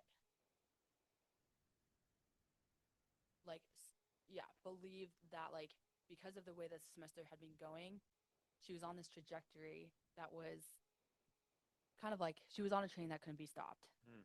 And it was like very interesting to hear like okay, these things happen, so that means I am this way, which means the rest of the semester is doomed because now I have these bad habits. And I was like, well, that's not true. Like I understand where the experience is coming from. I understand why you believe that the semester is doomed. I understand why you believe that like you're not going to be able to like turn the train around. And now your behavior is perpetuating that because like that's the belief that you hold based on the data that you have. But this but the reality is like yes, these things happen. Yes, you might have some things to turn around, but the train isn't there. Like the train hasn't the train hasn't gone off the cliff yet, but you believe that like you kind of don't see any other ending to this because of this belief that you hold, and now your behavior is like perpetuating it. Super fascinating. You think you're able to shake that impression in this person? I hope so. You can rewrite the story. It's hard to convince someone of something that they don't have any like data on. So this particular student, I was like, has this ever happened before? Because if it's happened before, the person would be like, oh yeah, like I did kind of like spiral this other time in my life. And then you can be like, okay, great. Like, what did you do to get out of it? What did you do to not like what happened that the train ended up in a much better station than you thought it would? In this case, that like she didn't really have this. Like, she didn't really have an experience of like, um, yeah, she didn't really have the experience of like see like yeah having something like kind of on a like barreling barreling along like kind of like this like disastrous road and then like like making some shift and then like getting back on course. So she couldn't so without that experience, it was kind of hard to like convince her that like this isn't the way this has to go. But I think what maybe is but like as like is a saying like in like core something like the instructors say a lot is like the voice you believe the most is your own. Like if you are telling yourself a certain narrative, like you're gonna believe that more than someone else. So in this situation, what I did is like I was like, okay, like if I'm you, what would you tell me? Like what advice? Like give me advice. Like I'm you, give me advice as like an outside person, like telling me what to do. And like she sat and like thought about it for a bit and eventually was like kind of like came up with like a few things. And then what I was like kind of hoping and am hoping happens with that is like if she can hear herself say it, she's gonna believe that more than me telling her. So if you can get someone to say the steps or the solution or like whatever that change of behavior is for them to say it, and now their mind is like, oh yeah, like she said it, like we can believe her because she's the one who said it. um I think that can be like very, very like helpful for people in stuck in a spiral because and they're also proving to themselves that they actually do know what to do. They actually aren't stuck. Like they could actually kind of get someone else out of the situation maybe. They can kind of like help themselves. Like they're not hopeless. It's like a very common technique The in voice that people believe is their own. or the voice you believe the most is your own, which is why this is so cool. So a super cool thing in like Ignatian spirituality is recognizing when something sounds like you but isn't you. Like the devil can like disguise himself as your own voice. I hope this is like okay to say on this podcast, but like he can Hell be like, yeah. oh yeah, like Tom typically has like this thought pattern, so I'm kind of gonna feed him these thoughts in this pattern, and they're gonna sound like him, and so he's gonna believe like yeah, like I'll never get this business off the ground because of these things that like the devil knows like oh he's been worried about these things so I'm going to feed these things back to him.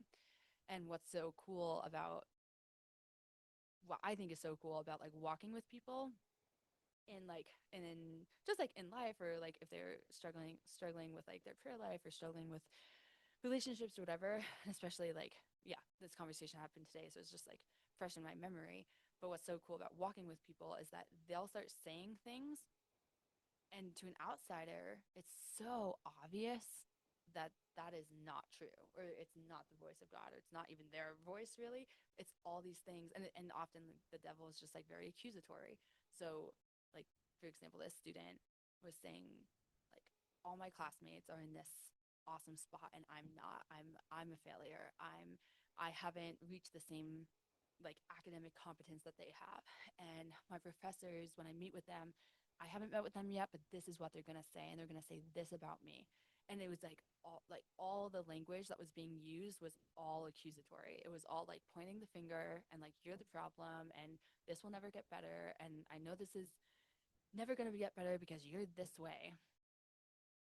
Like to an outsider you're like that's obviously not what like that's not I don't believe you because that's not what God would say in this situation. Like God is not ever pointing his finger saying like you're this way and so it's all helpless and you're like you've really screwed the pooch.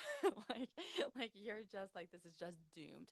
So like and so I told the student I was like I'm not saying that can't be the case. Like yeah, is there a world in which like this semester will crash and burn? Sure. But the reason I'm not going to believe that that's true is because like everything that you're saying is in the voice of the devil. Like these are all thoughts he's been feeding you. Like it's very obvious to me that that's like and maybe and obviously there's some of your own belief in there and you've been kind of like probably accusing yourself. Like it's not like the devil's the only way like we can accuse ourselves too and we can compare ourselves to other people.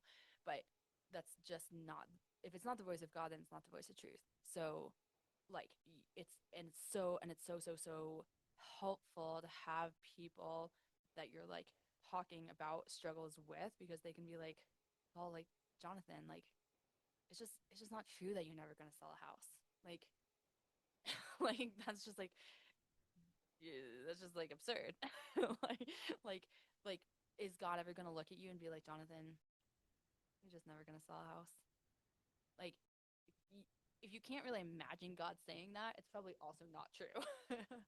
And I just like yeah, so I think that's also helpful for getting people out of their own head is to be like this just like isn't really authentically you, and it's definitely not the Lord because he would never say these things. And sometimes that is helpful because like when it does sound like your own voice, like it does sound like your own thoughts. It sounds like Elizabeth, you break everything. Like Elizabeth, like why can't you just like keep anything in one piece ever? Like you've gone through so many jars and so many planners and like broke the oven and like I kind of sometimes have this like feeling that like anything I touch just turns to dust. like like I just can't keep anything together. And it's like a little bit funny. Like it's like there's like some truth to it.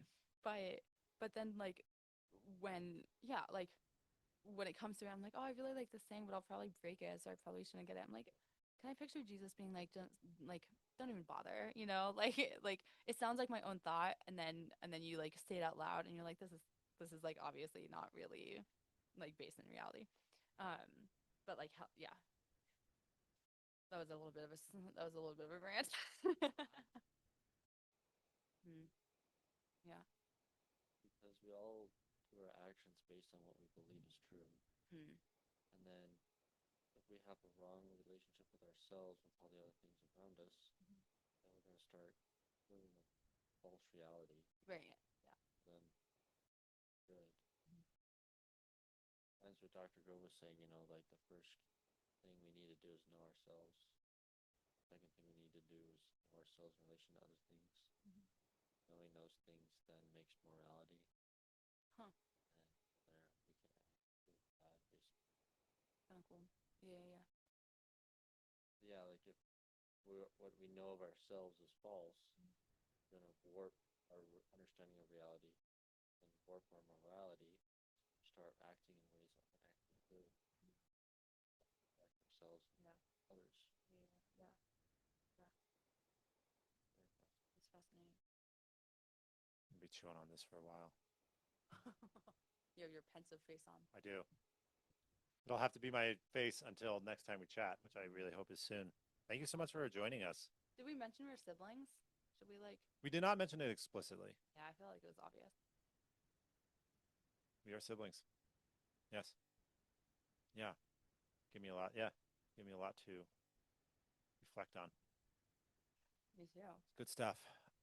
Elizabeth, thank you so much for thank you so much for bringing your experience and your insights to the Green Dragon. Thanks for being interested.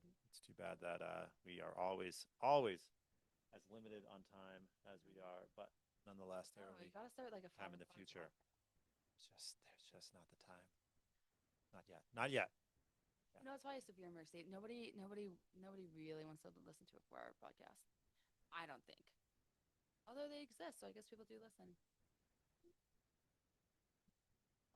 Yeah, they are. I've listened to a I've few. never gone through one. 7 hour. Whoa. It's absurd. Actually, really. Better be for 7 hours. Okay, next time I kind of want to get your thoughts, Tom, on like CrossFit, like different types of exercise with temperaments. Because I had this thought today. I like was coming back from the gym, and I realized that one of the reasons I love the CrossFit gym is because I am pretty sure I'm like pretty sanguine. I'm like I love going to a gym where the workout is different every day, and I don't have to plan it. It's just there for me. And there's like a group of people doing it. Like, and whether I'm working out with those people or not, everyone that day at that gym is going to do like that workout. And it's like so communal. And it's like so fun. And I was like, CrossFit's kind of the perfect workout, at least the CrossFit gyms that I've been a part of. It's like kind of perfect for sanguines. And I was like, thinking about you. And I was like, well, Tom is able to get himself to the gym and work out for his, like doing his own program like every day at 5 a.m. Like what temperament does it take to make that happen? Anyway, we can discuss it next time. But I was just like thinking, yeah, I was just like Yeah. thinking about that. And how I feel like exercise would be a lot more sustainable for people if they found something that worked with their temperament. Like if you have a sanguine trying to like work out by themselves and do this like I'm gonna do like 200 kettlebell swings every day, like it's probably not gonna work out for them. Yeah. But if you have someone like who's like just like not like doesn't need to mix it up, is like super content with like they like to go in, do the same thing, get good at it, like whatever, take the guesswork out, like works super well for like a melancholic, you know? Like I don't know. That's like a kind of an oversimplification of like the temperaments too. Like I wouldn't say like these four temperaments need these four types of exercises, but I do think it's just interesting to think about personalities and like what people choose to do for fitness. To think about that. Pretty cool. And I could be totally this could be bogus. I don't know. There's something to it. I do think that like sports tend to like be maybe a little more of like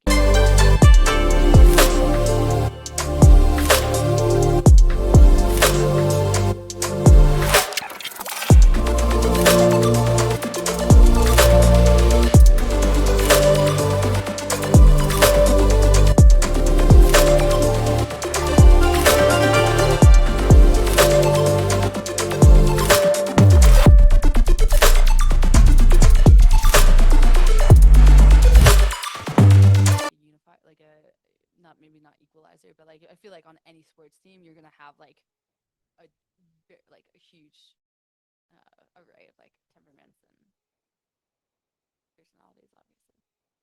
So yeah, I don't think like every major league person is a choleric, right? Like just because like that's obviously not the case. But anyway, until next time, guys. Till next time. Yeah. Yeah. May it come Alright. speedily. Thank you, guys. Thank you. Yeah. Cheers. Cheers.